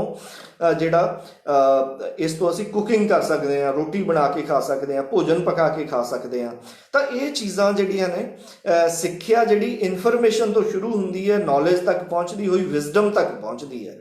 ਪਰ ਸਾਡੀ ਜਿਹੜੀ ਸਿੱਖਿਆ ਦਾ ਸਾਰਾ ਤਾਣਾ ਬਾਣਾ ਚੱਲ ਰਿਹਾ ਉਹ ਸਿਰਫ ਇਨਫੋਰਮੇਸ਼ਨ ਤੱਕ ਹੈ ਕਿ ਜਾਣਕਾਰੀ ਹੋਈ ਔਰ ਬਸ ਸਿੱਖਿਆ ਦਾ ਰੋਲ ਜਿਹੜਾ ਖਤਮ ਹੋ ਗਿਆ। ਹਾਲਾਂਕਿ ਇਹ ਸਿੱਖਿਆ ਦਾ ਰੋਲ ਜਿਹੜਾ ਇਨਫੋਰਮੇਸ਼ਨ ਤੋਂ ਪਹੁੰਚਦੇ ਹੋਏ ਵਿਜ਼ਡਮ ਤੱਕ ਜਾਣਾ ਹੈ। JNU ਦੇ ਪ੍ਰੋਫੈਸਰ ਅਭਿਜੀਤ ਪਾਠਕ ਉਹ ਬੜੇ ਵਧੀਆ ਸ਼ਬਦਾਂ ਦੇ ਵਿੱਚ ਇਸ ਗੱਲ ਨੂੰ ਸਮਝਾਉਂਦੇ ਨੇ। ਉਹ ਕਹਿੰਦੇ ਕਿ ਵਿਸ਼ਵ ਪੂੰਜੀਵਾਦ ਅਤੇ ਧਨ ਪਸ਼ੂਪਣਾ, ਮੁਹਾਰਤ ਕੇਂਦਰਿਤ ਕਾਰਪੋਰੇਟ ਮੁਖੀ ਗਿਆਨ ਵਾਲੇ ਸੱਭਿਆਚਾਰ ਨੇ ਸਿੱਖਿਆ ਦਾ ਵਸਤੂਕਰਨ ਕੀਤਾ। ਇਸ ਨੇ ਗਿਆਨ ਦੇ ਡੂੰਘੇ ਨੈਤਿਕ, ਆਤਮਿਕ, ਰੂਹਾਨੀਅਤ ਆਦਰਸ਼ਾਂ ਦਾ ਜੜ ਮੂਲ ਤੋਂ ਨਾਸ਼ ਕੀਤਾ। ਇਸ ਨੇ ਆਲੋਚਨਾਤਮਕ ਸੂਝ ਅਤੇ ਵਿਵੇਕ ਨੂੰ ਰੱਦ ਕੀਤਾ ਅਤੇ ਸਿੱਖਿਆ ਨੂੰ ਸਿਰਫ ਸਹਾਇਕ ਸੰਦ ਤੱਕ ਮਹਿਦੂਦ ਕਰ ਦਿੱਤਾ। ਇਹ ਕਹਿਣਾ ਕੋਈ ਅਤਕਥਨੀ ਨਹੀਂ ਹੋਵੇਗੀ ਕਿ ਇਸ ਨੇ ਮਨੁੱਖ ਨੂੰ ਆਤਮਿਕ ਉਚਾਈਆਂ ਤੇ ਤਾਂ ਕੀ ਲੈ ਕੇ ਜਾਣਾ ਸੀ, ਸਗੋਂ ਉਸ ਨੂੰ ਸਿਰਫ ਵਰਤੇ ਜਾਣ ਵਾਲੇ ਸੰਦ ਤੱਕ ਸੀਮਿਤ ਕਰਕੇ ਰੱਖ ਦਿੱਤਾ। ਤਾਂ ਇਸ ਤਰ੍ਹਾਂ ਦੀ ਸਾਡੀ ਜਿਹੜੀ ਹੈ ਸਿੱਖਿਆ ਬਣ ਕੇ ਰਹਿ ਚੁੱਕੀ ਹੈ। ਇਸ ਨੂੰ ਹੋਰ ਸੌਖੇ ਸ਼ਬਦਾਂ ਦੇ ਵਿੱਚ ਸਿੱਖਿਆ, ਲੋਕ ਪੱਖੀ ਸਿੱਖਿਆ ਸ਼ਾਸਤਰੀ ਆਪਾਂ ਜਾਣਦੇ ਵੀ ਉਹਨਾਂ ਨੂੰ, ਅਨਿਲ ਸਦਗੋਪਾਲ ਦਿੱਲੀ ਯੂਨੀਵਰਸਿਟੀ ਦੇ, ਉਹ ਇਸ ਜਿਹੜੇ ਤਾਣੇ ਬਾਣੇ ਨੂੰ ਹੋਰ ਜ਼ਿਆਦਾ ਖੁੱਲ੍ਹ ਕੇ ਜਾਂ ਈਜ਼ੀ ਸ਼ਬਦਾਂ ਦੇ ਵਿੱਚ ਸਮਝਾਉਂਦੇ ਨੇ। ਉਹ ਕਹਿੰਦੇ ਨੇ ਕਿ 3 ਹਿੱਸਿਆਂ ਵਿੱਚ ਵੰਡਦੇ ਨੇ ਉਹ ਸਾਰੇ ਸਿੱਖਿਆ ਦੇ ਪੂਰੇ ਤੰਤਰ ਨੂੰ, ਜਿਹੜਾ ਕਿ ਪੰਜਾਬ ਤੇ ਵੀ ਪੂਰੀ ਤਰ੍ਹਾਂ ਨਾਲ ਲਾਗੂ ਹੁੰਦਾ। ਉਹ ਪਹਿਲਾ ਪਾਰਟ ਬਣਦੇ ਨੇ ਬਰਬਾਦ ਕਰੋ, ਦੂਜਾ ਪਾਰਟ ਕਹਿੰਦੇ ਨੇ ਬਦਨਾਮ ਕਰੋ, ਤੀਜਾ ਵੇਚੋ। ਪਹਿਲੇ ਪਾਰਟ ਦੇ ਵਿੱਚ ਉਹ ਕਹਿੰਦੇ ਕਿ ਬਰਬਾਦ ਕਰੋ। ਇਹ ਸਾਰੀ ਜਿਹੜੀ ਸਿੱਖਿਆ ਸਿਸਟਮ ਹੈ ਇਹਦੇ ਵਿੱਚ ਗਲਤ ਮਲਤ ਭਰਤੀਆਂ ਕਰਕੇ, ਕੋਈ ਅਡਹੌਕ, ਕੋਈ ਗੈਸਟ ਫੈਕਲਟੀ, ਕੋਈ ਲੈਕਚਰਰ, ਕੋਈ ਸਹਾਇਕ, ਇਸ ਤਰ੍ਹਾਂ ਦੀਆਂ ਚੀਜ਼ਾਂ ਨੂੰ ਅੱਡੋ ਅੱਡ ਕਰਕੇ ਇਹਦੇ ਵਿੱਚ ਕਨਫਿਊਜ਼ਨ ਪੈਦਾ ਕਰਕੇ ਸਾਰੇ ਐਜੂਕੇਸ਼ਨ ਸਿਸਟਮ ਨੂੰ ਬਰਬਾਦ ਕਰਨ ਦੀ ਪੂਰੀ ਕੋਸ਼ਿਸ਼ ਕਰੋ। ਇਸ ਤੋਂ ਬਾਅਦ ਆਉਂਦਾ ਬਦਨਾਮ ਕਰੋ। ਫਿਰ ਜੋ ਕਾਰਪੋਰੇਟ ਪੱਖੀ ਲੋਕ ਨੇ ਉਹ ਆਪਣੇ ਜਿਹੜੇ NGO टाइप कुछ इस तरह ਦੀਆਂ ਸੰਸਥਾਵਾਂ ਬਣਾ ਕੇ ਉਹ ਫਿਰ ਕਹਿੰਦੇ ਨੇ ਕਿ ਚੀਜ਼ਾਂ ਨੂੰ ਬਦਨਾਮ ਕਰ ਦਿਓ। ਜਿਹੜੇ ਆ ਸਰਕਾਰੀ ਸਿੱਖਿਆ ਹੈ ਫੇਲ ਹੋ ਚੁੱਕੀ ਹੈ, ਵਾਈਟ ਐਲੀਫੈਂਟ ਬਣ ਚੁੱਕੀ ਹੈ, ਦਾ ਕੋਈ ਫਾਇਦਾ ਨਹੀਂ। ਇਟ ਬਿਕਮਸ ਆਲ ਇਰਰੈਲੇਵੈਂਟ, ਇਸ ਨੂੰ ਖਤਮ ਕਰ ਦਿੱਤਾ ਜਾਵੇ। ਇਸ ਤਰ੍ਹਾਂ ਨਾਲ ਸਾਡੇ ਆਪਾਂ ਬਹੁਤ ਸਾਰੇ ਦੇਖਦੇ ਵੀ ਹਾਂ ਕਿ ਇੱਕ 5ਵੀਂ ਦਾ ਬੱਚਾ ਹੈ, ਉਸਨੂੰ ਲਿਖਣਾ ਨਹੀਂ ਆਉਂਦਾ, ਇਸ ਤਰ੍ਹਾਂ ਦੀਆਂ ਗੱਲਾਂ ਬਾਤਾਂ। ਹਾਲਾਂਕਿ ਉਹ ਹੈ ਬਹੁਤ ਨਹੀਂ ਹੋਊਗਾ, ਬਹੁਤ ਮਤਲਬ ਇੱਕ ਇਨ ਜਨਰਲ ਨਹੀਂ ਉਸਨੂੰ ਕਹਿ ਸਕਦੇ। ਤਾਂ ਉਹ ਇੱਕ ਚੀਜ਼ਾਂ ਨੂੰ ਬਦਨਾਮ ਕਰ ਦਿੰਦੇ ਆ ਲੋਕਾਂ ਦੇ ਸਾਹਮਣੇ। ਫਿਰ ਉਹ ਤੀਜੇ ਅਸਲੀ ਮਕਸਦ ਦੀ ਗੱਲ ਕਰਦੇ ਨੇ ਅਨਿਲ ਸੁਧ ਗੋਪਾਲ ਕਿ ਵੇਚੋ, ਕਿਉਂਕਿ ਸਿੱਖਿਆ ਦੇ ਕੋਲੇ ਜਿਹੜੀਆਂ ਬਹੁਤ ਹੀ ਪ੍ਰਾਈਮ ਲੋਕੇਸ਼ਨਸ ਨੇ। ਬੇਸਿਕਲੀ ਜਿਹੜੇ ਕਾਰਪੋਰੇਟ ਲੋਕ ਨੇ ਉਹਨਾਂ ਦਾ ਜਿਹੜੀ ਨਿਗਾਹ ਜਿਹੜੀ ਉਸ ਜਗ੍ਹਾਵਾਂ 'ਤੇ ਹੈ ਕਿ ਉਹਨਾਂ ਨੂੰ ਸਸਤੇ ਭਾਅ, ਕੌੜੀਆਂ ਦੇ ਭਾਅ ਖਰੀਦ ਕੇ ਅਸੀਂ ਉੱਥੇ ਆਪਣੇ ਬਿਜ਼ਨਸ ਚਲਾਈਏ, ਪੈਸਾ ਕਮਾਈਏ। ਜਿਵੇਂ ਬਠਿੰਡੇ ਦਾ ਐਗਜ਼ਾਮਪਲ ਲੈਣਾ ਹੋਵੇ ਤਾਂ ਬਠਿੰਡੇ ਜਿਹੜਾ ਮਾਲ ਰੋਡ 'ਤੇ ਇੱਕ ਸਕੂਲ ਸੀਗਾ, ਪਹਿਲਾਂ ਉਹ ਸਕੂਲ ਬੰਦ ਕੀਤਾ ਗਿਆ, ਉਹਦੀ ਬਿਲਡਿੰਗ ਜੀ ਢਾਈ ਗਈ, ਫਿਰ ਉੱਥੇ ਕੂੜਾ 1-2 ਸਾਲ ਉੱਤੇ ਗੰਦ ਪਿਆ ਰਿਹਾ, ਹੁਣ ਉੱਥੇ ਪਾਰਕਿੰਗ ਬਣਾਤੀ। ਤਾਂ ਹੌਲੀ ਹੌਲੀ ਅਲਟੀਮੇਟਲੀ ਉਸ ਦਾ ਜਿਹੜਾ ਮਕਸਦ ਇਹੀ ਹੈ ਕਿ ਉਸ ਨੂੰ ਜਿਹੜਾ ਚੀਜ਼ਾਂ ਨੂੰ ਤਬਾਹ ਕਰਨਾ, ਵੇਚਣਾ। ਉਹਨਾਂ ਦੀ ਨਿਗਾਹ ਉੱਥੇ ਹੀ ਪ੍ਰਾਈਮ ਲੋਕੇਸ਼ਨ 'ਤੇ ਹੁੰਦੀ ਹੈ। ਤਾਂ ਇਸ ਤਰ੍ਹਾਂ ਨਾਲ ਉਹਨਾਂ ਨੇ ਬੜੀ ਗੱਲ ਸਾਫ਼ ਕਰਤੀ ਕਿ ਬਹੁਤ ਜਿਹੜੇ ਅਧਿਆਪਕ ਨੇ, ਲੋਕ ਪੱਖੀ ਲੋਕ ਨੇ, ਉਹਨਾਂ ਨੂੰ ਬਹੁਤ ਸੁਚੇਤ ਰਹਿਣ ਦੀ ਜ਼ਰੂਰਤ ਹੈ। ਔਰ ਉਹਨਾਂ ਨੇ ਇੱਕ ਪਿੱਛੇ ਜੇ 2014 ਦੇ ਵਿੱਚ ਜਿਹੜਾ ਆਲ ਇੰਡੀਆ ਸਿੱਖਿਆ ਸੰਘਰਸ਼ ਯਾਤਰਾ ਵੀ ਕੱਢੀ ਸੀ 2014 ਦੇ ਵਿੱਚ। ਉਹ ਤਲਵੰਡੀ ਸਾਬੋ, ਬਠਿੰਡੇ, ਇੱਧਰ ਸਾਰੇ ਆਏ ਵੀ ਸੀ, ਉਹਨਾਂ ਨੇ ਬੜੀ ਵਧੀਆ ਗੱਲਾਂ ਬਾਤਾਂ ਵੀ ਰੱਖੀਆਂ ਸੀ। ਤਾਂ ਇਸ ਤਰ੍ਹਾਂ ਦੀਆਂ ਜਿਹੜੀਆਂ ਇੱਕ ਮੁਹਿੰਮਾਂ ਦੀ ਜ਼ਰੂਰਤ ਹੈ, ਜਿਹੜੇ ਕਿ ਸਿੱਖਿਆ ਦੇ ਅਸਰ ਨੂੰ ਦੱਸ ਸਕਣ ਕਿ ਸਿੱਖਿਆ ਜਿਹੜੀ ਸਰਕਾਰੀ ਸਿੱਖਿਆ ਦਾ ਖਤਮ ਹੋਣਾ ਜਾਂ ਸਿੱਖਿਆ ਦੇ ਨਿੱਜੀ ਹੱਥਾਂ ਦੇ ਵਿੱਚ ਜਾਣਾ, ਇਹ ਕਿੰਨਾ ਜ਼ਿਆਦਾ ਅਸਰ ਪਾ ਸਕਦਾ ਹੈ। ਔਰ ਉਹ ਇੱਕ ਪਿੰਡ ਦੇ ਵਿੱਚ ਇੱਕ ਛੋਟੇ ਜਿਹੇ ਘਰ ਦੇ ਉੱਤੇ, ਇੱਕ ਛੋਟੇ ਬੱਚੇ ਉੱਤੇ ਉਸ ਦਾ ਕਿੰਨਾ ਅਸਰ ਹੋਊਗਾ, ਅਸੀਂ ਇਸ ਚੀਜ਼ ਨੂੰ ਸਮਝ ਸਕਦੇ ਹਾਂ। ਤਾਂ ਦੋਸਤੋ ਦੇਖੋ, ਇਹ ਤਾਂ ਗੱਲ ਹੈ ਕਿ ਇਹ ਸਾਰਾ ਐਜੂਕੇਸ਼ਨ ਸਿਸਟਮ, ਆਪਾਂ ਇਸ ਨੂੰ ਬਦਲਣ ਦੀ ਗੱਲ ਕਰ ਰਹੇ ਹਾਂ, ਇਸ 'ਤੇ ਆਪਾਂ ਕ੍ਰਿਟੀਕ ਕਰ ਰਹੇ ਹਾਂ। ਤਾਂ ਇਹ ਸਾਰਾ ਸਿਸਟਮ ਦੇਖੋ ਕੋਈ ਬਾਹਰੋਂ ਤਾਂ ਬਦਲਣਾ ਨਹੀਂ ਹੈਗਾ, ਇਹ ਤਾਂ ਆਪਾਂ ਲੋਕ ਹੀ, ਟੀਚਰਸ ਲੋਕ, ਸਾਰੀ ਸੁਸਾਇਟੀ ਮਿਲ ਕੇ, ਵਿਦਿਆਰਥੀ ਲੋਕ, ਇਹ ਸਾਰੇ ਇਸ ਚੀਜ਼ ਨੂੰ ਜਿਹੜਾ ਇਸ ਦੇ ਲਈ ਸੰਘਰਸ਼ ਕਰਨਗੇ ਔਰ ਇਸ ਨੂੰ ਅੱਗੇ ਤੋਰਨਗੇ। ਔਰ ਸਾਡੇ ਕੋਲ ਉਦਾਹਰਨ ਹੈਗੇ ਨੇ। ਪਹਿਲਾਂ ਮੈਂ ਇੱਕ ਤੁਹਾਨੂੰ 1882 ਦਾ ਇੱਕ ਪੁਰਾਣਾ ਉਦਾਹਰਨ ਦੇਣਾ ਚਾਹਨਾ, ਜਦੋਂ ਜਿਹੜਾ ਜੋਤੀਰਾਵ ਫੂਲੇ ਸੀਗਾ, ਜਦੋਂ 1884 ਦੇ ਵਿੱਚ ਇੱਕ ਪਹਿਲਾ ਜਿਹੜਾ ਅੰਗਰੇਜ਼ਾਂ ਦੇ ਟਾਈਮ ਹੰਟਰ ਕਮਿਸ਼ਨ, ਜਿਸ ਨੂੰ ਕਹਿੰਦੇ ਆ, ਪਹਿਲਾ ਕਮਿਸ਼ਨ ਵੀ ਕਹਿੰਦੇ ਆ ਐਜੂਕੇਸ਼ਨ ਨਾਲ ਰਿਲੇਟਡ, ਜੋ ਇੰਡੀਆ ਦੇ ਵਿੱਚ ਆਇਆ, ਉਸਨੇ ਉਸ ਦਾ ਪੂਰੇ ਪੁਰਜ਼ੋਰ ਵਿਰੋਧ ਕੀਤਾ। ਉਸਨੇ ਕਿਹਾ ਕਿ ਜਿਹੜਾ ਤੁਹਾਡਾ ਐਜੂਕੇਸ਼ਨ ਸਿਸਟਮ ਹੈ, ਇਹ ਜੋ ਕਿਰਤ ਦੁਆਰਾ, ਮਜ਼ਦੂਰਾਂ ਦੁਆਰਾ ਇਕੱਠੀ ਕੀਤੀ ਗਈ ਪੂੰਜੀ ਦੀ ਦੁਰਵਰਤੋਂ ਕਰਦਾ ਹੈ, ਕਿਉਂਕਿ ਇਹ ਸਿੱਖਿਆ ਸਿਰਫ ਕੁਝ ਕੁ ਲੋਕਾਂ ਤੱਕ ਹੀ ਲਿਮਟਿਡ ਕਰਦਾ ਹੈ, ਨਾ ਕਿ ਇਹ ਸਾਰੇ ਲੋਕਾਂ 'ਚ। ਉਹ ਉਸ ਟਾਈਮ 'ਤੇ ਜੋਤੀਰਾਵ ਫੂਲੇ ਇਹ ਗੱਲ ਕਹਿੰਦਾ ਹੈ ਕਿ ਜਿਹੜੇ 14 ਸਾਲ ਦੇ, ਬਲਕਿ ਹਰੇਕ ਬੱਚੇ ਕੋਲੇ ਜਿਹੜੀ ਇਕੁਅਲੀ ਕੁਆਲਿਟੇਟਿਵ ਐਜੂਕੇਸ਼ਨ ਹੋਣੀ ਚਾਹੀਦੀ ਹੈ। ਔਰ ਉਹਨਾਂ ਦੀ ਵਾਈਫ ਸਵਿਤਰੀ ਬਾਈ ਫੂਲੇ, ਉਹਨਾਂ ਦਾ ਕੰਟਰੀਬਿਊਸ਼ਨ ਆਪਾਂ ਨੂੰ ਪਤਾ ਹੀ ਹੈ, ਉਹ ਪਹਿਲੀ ਜਿਹੜੀ ਔਰਤਾਂ ਦੀ ਅਧਿਆਪਕ ਵੀ ਉਸ ਨੂੰ ਕਹਿੰਦੇ ਆ। ਔਰ ਸੱਦਾ ਸਿੰਘ ਵਾਲਾ, ਇੱਥੇ ਮਾਨਸਾ ਡਿਸਟ੍ਰਿਕਟ ਦੇ ਵਿੱਚ ਪਿੰਡ ਹੈ, ਉੱਥੇ ਇਹਨਾਂ ਦਾ ਇੱਕ ਬੁੱਤ ਵੀ ਲਗਾਇਆ ਗਿਆ ਔਰ ਉੱਥੇ ਹਰੇਕ ਸਾਲ ਇੱਕ ਮੇਲਾ ਲੱਗਦਾ, ਉੱਥੇ ਬਹੁਤ ਡਿਸਕਸ਼ਨਸ ਹੁੰਦੀਆਂ ਨੇ। ਔਰ ਉੱਥੋਂ ਦੇ ਪ੍ਰਿੰਸੀਪਲ ਅਮੋਲਕ ਸਿੰਘ ਨੇ ਇਸ ਤਰ੍ਹਾਂ ਦਾ ਕੰਮ ਕੀਤਾ। ਬਹੁਤ ਸਾਰੇ ਅਧਿਆਪਕ ਲੱਗੇ ਹੋਏ ਨੇ ਜਿਹੜੇ ਇਸ ਤਰ੍ਹਾਂ ਦਾ ਚੰਗਾ ਜਿਹੜਾ ਕ੍ਰੀਏਟਿਵ ਕੰਮ ਕਰ ਰਹੇ ਨੇ। ਔਰ 2018 ਦੇ ਵਿੱਚ ਇਸ ਨੂੰ ਹੋਰ ਜਿਹੜਾ ਮਾਈਨਿਊਟ ਇੱਕ ਪਿੰਡ ਦੇ ਲੈਵਲ 'ਤੇ ਕੀ ਐਜੂਕੇਸ਼ਨ ਦਾ ਕੀ ਅਸਰ ਹੁੰਦਾ ਹੈ, ਤਾਂ ਮੇਰੇ ਕੁਲੀਗ ਡਾਕਟਰ ਬਲਦੇਵ ਸਿੰਘ ਸ਼ੇਰਗਿੱਲ ਨੇ ਇੱਕ ਸਟੱਡੀ ਕੀਤੀ, education inequalities, class structure and safety. ਇੱਕ ਸੇਖਾ ਪਿੰਡ ਹੈ ਲੁਧਿਆਣੇ ਡਿਸਟ੍ਰਿਕਟ ਦਾ, ਉੱਥੋਂ ਦਾ ਉਹਨਾਂ ਨੇ ਇੱਕ ਪਿੰਡ ਦਾ ਮਤਲਬ 100% ਜਿਹੜਾ ਸਰਵੇਖਣ ਕੀਤਾ। ਔਰ ਉੱਥੇ ਉਹਨਾਂ ਨੇ ਦੇਖਿਆ ਕਿ ਐਜੂਕੇਸ਼ਨ ਦਾ, ਸਰਕਾਰੀ ਐਜੂਕੇਸ਼ਨ ਦਾ ਫਾਇਦਾ ਖਾਸ ਕਰ ਗਰੀਬ ਲੋਕਾਂ ਨੂੰ ਪਹੁੰਚ ਰਿਹਾ, ਲੇਕਿਨ ਹਜੇ ਵੀ ਜਿਹੜਾ ਇਸ ਦਾ ਜ਼ਿਆਦਾਤਰ ਫਾਇਦਾ ਹੈ, ਜਿਹੜਾ ਹਾਇਰ ਇਨਕਮ ਗਰੁੱਪ ਵਾਲੇ ਲੋਕ ਨੇ, ਉਹੀ ਜ਼ਿਆਦਾ ਫਾਇਦਾ ਚੱਕ ਰਹੇ ਨੇ। ਜਿਨ੍ਹਾਂ ਕੋਲ ਜ਼ਿਆਦਾ ਇਨਕਮ ਹੈ, ਉਹ ਐਜੂਕੇਸ਼ਨ ਦਾ ਜ਼ਿਆਦਾ ਫਾਇਦਾ ਲਵੇਗਾ। ਤਾਂ ਇਸ ਤਰ੍ਹਾਂ ਨਾਲ ਜਿਹੜਾ ਐਜੂਕੇਸ਼ਨ ਹੈ, ਉਹ ਪਿੰਡ ਦੇ ਲੈਵਲ 'ਤੇ ਵੀ ਜਿਹੜੀ ਰਿਚ ਸੈਂਟਰਡ ਹੈ, ਜਾਂ ਜਿਹੜੇ ਅਮੀਰ ਲੋਕਾਂ ਨੂੰ ਜ਼ਿਆਦਾ ਜਿਹੜੀ ਬੈਨੀਫਿਟ ਦੇ ਰਹੀ ਹੈ। ਔਰ ਇਸ ਤੇ ਮੈਂ ਤੁਹਾਡੇ ਨਾਲ ਜਿਹੜੀ ਐਜੂਕੇਸ਼ਨ ਦੇ ਨੁਕਤੇ ਤੇ ਮੈਂ ਤੁਹਾਡੇ ਨਾਲ ਪਾਲੋ ਫਰੇਰੇ ਦੇ ਹਵਾਲੇ ਨਾਲ ਗੱਲ ਕਰਨਾ ਚਾਹਣਾ। ਉਹਨਾਂ ਨੇ ਜਿਹੜੀ ਪੈਡਾਗੋਜੀ ਆਫ ਦਾ ਓਪਰੈਸਡ ਦੀ ਗੱਲ ਕੀਤੀ ਸੀ, ਦੱਬੇ ਕੁਚਲਿਆਂ ਦਾ ਸਿੱਖਿਆ ਸ਼ਾਸਤਰ, ਜਿਸ ਨੂੰ ਮੈਂ ਤੇ ਰਵੀ ਅਮਰਦੀਪ ਨੇ ਅਨੁਵਾਦ ਵੀ ਕੀਤਾ। ਔਰ ਇਸ ਦੇ ਵਿੱਚ ਉਹ ਸਾਫ਼ ਲਿਖਦਾ ਹੈ ਕਿ ਉਹ ਕਹਿੰਦਾ ਕਿ ਸਾਡੀ ਸਿੱਖਿਆ ਜਿਹੜੀ ਉਹ ਬੈਂਕਿੰਗ ਮਾਡਲ ਆਫ ਐਜੂਕੇਸ਼ਨ ਦਾ ਨਾਮ ਦਿੰਦਾ ਹੈ। ਬੈਂਕਿੰਗ ਐਜੂਕੇਸ਼ਨ ਮਾਡਲ ਮੀਨਸ, ਉਹ ਕਹਿੰਦਾ ਕਿ ਇੱਕ ਪੜ੍ਹਨਾ ਪੜ੍ਹਾਉਣਾ ਕੰਮ ਇਸ ਤਰ੍ਹਾਂ ਜਿਵੇਂ ਬੈਂਕ 'ਚ ਜਾ ਕੇ ਪੈਸੇ ਜਮ੍ਹਾਂ ਕਰਾਉਣਾ ਹੋਵੇ। ਬੇਸਿਕਲੀ ਜਿਹੜਾ ਅਧਿਆਪਕ ਹੈ ਉਹ ਇੱਕ ਜਮ੍ਹਾਂ ਕਰਾਉਣ ਵਾਲਾ ਬੰਦਾ ਹੈ, ਉਸ ਕੋਲੇ ਕੁਝ ਗਿਆਨ ਹੈ, ਔਰ ਜਿਹੜੇ ਵਿਦਿਆਰਥੀ ਨੇ ਉਹ ਇੱਕ ਬੈਂਕ ਨੇ ਜਾਂ ਪਿਗੀ ਬੈਂਕ ਨੇ, ਉਹ ਜਾਂਦਾ ਔਰ ਆਪਣੇ ਪੈਸੇ ਡਿਪੋਜ਼ਿਟ, ਆਪਣੇ ਗਿਆਨ ਨੂੰ ਡਿਪੋਜ਼ਿਟ ਕਰ ਆਉਂਦਾ ਹੈ। ਤਾਂ ਉਹ ਕਹਿੰਦਾ ਕਿ ਇਸ ਤਰ੍ਹਾਂ ਦਾ ਜਿਹੜਾ ਸਿੱਖਿਆ ਦਾ ਮਾਡਲ ਹੈ ਉਹ ਦੋਨਾਂ ਦੇ ਵਿੱਚ ਜੋ ਆਪਸ ਦੇ ਵਿੱਚ ਡਾਇਲੋਗ ਹੈ ਅਧਿਆਪਕ ਤੇ ਵਿਦਿਆਰਥੀ ਦੇ ਵਿੱਚ, ਉਸ ਨੂੰ ਖਤਮ ਕਰਦਾ ਹੈ। ਔਰ ਜਿਹੜਾ ਗਿਆਨ ਦਾ ਆਦਾਨ ਪ੍ਰਦਾਨ ਹੈ ਉਸ ਦੀ ਜਗ੍ਹਾ ਉਹ ਵਿਦਿਆਰਥੀਆਂ ਨੂੰ ਇੱਕ ਪਾਸੇ ਸਿਰਫ ਸਿੱਖਿਆ ਹਾਸਲ ਕਰਨ ਵਾਲਾ ਹੀ ਤੱਕ ਹੀ ਮਹਿਦੂਦ ਕਰ ਦਿੰਦਾ ਹੈ। ਤਾਂ ਉਹ ਕਹਿੰਦਾ ਕਿ ਇਸ ਤਰ੍ਹਾਂ ਦਾ ਜਿਹੜਾ ਐਜੂਕੇਸ਼ਨ ਸਿਸਟਮ ਹੈ ਉਹ ਇਸ ਤਰ੍ਹਾਂ ਜਿਵੇਂ ਖਾਲੀ ਭਾਂਡੇ ਹੁੰਦੇ ਨੇ, ਵੀ ਖਾਲੀ ਭਾਂਡਿਆਂ ਨੂੰ ਵਿਦਿਆਰਥੀ ਜਿਹੜੇ ਨੇ ਖਾਲੀ ਭਾਂਡੇ ਨੇ, ਅਧਿਆਪਕ ਜਾਂਦਾ ਔਰ ਉਹਨਾਂ ਨੂੰ ਔਰ ਭਰ ਦਿੰਦਾ, ਔਰ ਵਿਦਿਆਰਥੀ ਜਿਹੜਾ ਨਿਮਰਤਾ ਪੂਰਵਕ ਉਸ ਨੂੰ ਐਕਸੈਪਟ ਕਰਦਾ, ਉਸ ਨੂੰ ਭਰਦਾ। ਔਰ ਜੋ ਅਧਿਆਪਕ ਜਿੰਨਾ ਜ਼ਿਆਦਾ ਗਿਆਨ ਉਸ ਭਾਂਡੇ ਦੇ ਵਿੱਚ ਪਾਇਆ ਜਾਂਦਾ ਉਹ ਉਨਾ ਹੀ ਜ਼ਿਆਦਾ ਸਫਲ ਸਮਝਿਆ ਜਾਂਦਾ, ਔਰ ਜਿੰਨਾ ਵਿਦਿਆਰਥੀ ਉਸ ਗਿਆਨ ਨੂੰ ਹਾਸਲ ਕਰ ਲੈਂਦਾ ਉਨਾ ਹੀ ਉਸ ਨੂੰ ਜ਼ਿਆਦਾ ਚੰਗਾ ਵਿਦਿਆਰਥੀ ਸਮਝਿਆ ਜਾਂਦਾ ਹੈ।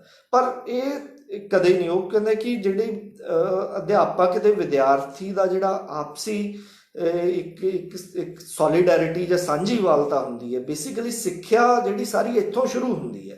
ਲੇਕਿਨ ਬੈਂਕਿੰਗ ਮਾਡਲ ਕੀ ਕਰਦਾ ਹੈ, ਉਹ ਦੋਨਾਂ ਨੂੰ, ਅਧਿਆਪਕ ਤੇ ਵਿਦਿਆਰਥੀਆਂ ਨੂੰ ਬਾਈਨਰੀ ਆਪੋਜੀਸ਼ਨ ਦੇ ਵਿੱਚ ਖੜਾ ਕਰ ਦਿੰਦਾ ਕਿ ਇੱਕ ਪਾਸੇ ਅਧਿਆਪਕ ਹੈ ਔਰ ਇੱਕ ਪਾਸੇ ਵਿਦਿਆਰਥੀ ਹੈ, ਔਰ ਦੋਨੋਂ ਇੱਕ ਦੂਸਰੇ ਦੇ ਇੱਕ ਕਿਸਮ ਨਾਲ ਆਪੋਜੀਸ਼ਨਲ ਨੇ, ਜੈਕਸਟਾਪੋਜੀਸ਼ਨਲ ਨੇ, ਜਾਂ ਵਿਰੋਧੀ ਕਹਿ ਸਕਦੇ ਹਾਂ ਇਹਨਾਂ ਨੂੰ, ਇੱਕ ਦੂਜੇ ਦੇ ਉਲਟ ਨੇ।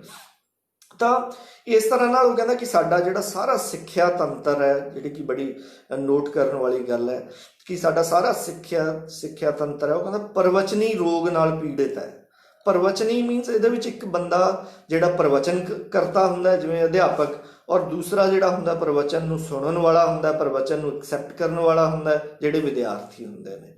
ਔਰ ਉਹ ਸਾਰਾ ਜਿਹੜਾ ਸਿੱਖਣ ਸਿਖਾਉਣ ਦਾ ਜਿਹੜਾ ਪ੍ਰੋਸੀਜਰ ਹੈ ਉਸ ਨੂੰ ਇਹ ਪੂਰਾ ਨਿਰਜਿੰਦ ਨੀਰਸ ਬਣਾ ਦਿੰਦਾ, ਕਿਉਂਕਿ ਇਹ ਵਨ ਸਾਈਡ ਕਮਿਊਨੀਕੇਸ਼ਨ ਹੈ, ਇਹਦੇ ਵਿੱਚ ਕੋਈ ਡਾਇਲੋਗ ਨਹੀਂ ਹੁੰਦਾ, ਔਰ ਡਾਇਲੋਗ ਤੋਂ ਬਿਨਾਂ ਕੋਈ ਸਿੱਖਿਆ ਸੰਭਵ ਨਹੀਂ ਹੋ ਸਕਦੀ। ਉਹ ਬੜਾ ਸਿੱਧਾ ਕਹਿੰਦਾ। ਔਰ ਬੈਂਕਿੰਗ ਮਾਡਲ ਹੈ ਸਿੱਖਿਆ ਨੂੰ ਇੱਕ ਤੋਹਫੇ ਦੀ ਤਰ੍ਹਾਂ ਤੇ ਦਿੰਦਾ ਹੈ ਕਿ ਅਧਿਆਪਕ ਜਾਂਦਾ ਹੈ ਔਰ ਅਧਿਆਪਕ ਬੱਚੇ ਨੂੰ ਇੱਕ ਤੋਹਫਾ ਦੇ ਕੇ ਆਉਂਦਾ ਐਜੂਕੇਸ਼ਨ ਦਾ, ਔਰ ਉਸ ਤੇ ਇੱਕ ਕਿਸਮ ਦਾ ਆਸਾਨ ਕਰਦਾ ਹੈ। ਔਰ ਕੀ ਇਹ ਹੋਇਆ, ਹਾਲਾਂਕਿ ਫਿਰ ਇਸ ਦੇ ਵਿੱਚ ਕੀ ਹੁੰਦਾ, ਕਿਉਂਕਿ ਵਿਦਿਆਰਥੀ ਕੋਲ ਸਿਰਫ ਇੱਕੋ ਹੀ ਕੰਮ ਰਹਿ ਜਾਂਦਾ ਕਿ ਉਹ ਜੋ ਗਿਆਨ ਉਸ ਨੂੰ ਦਿੱਤਾ ਜਾਂਦਾ ਉਸ ਨੂੰ ਉਹ ਹਾਸਿਲ ਕਰੇ, ਐਕਸੈਪਟ ਕਰੇ।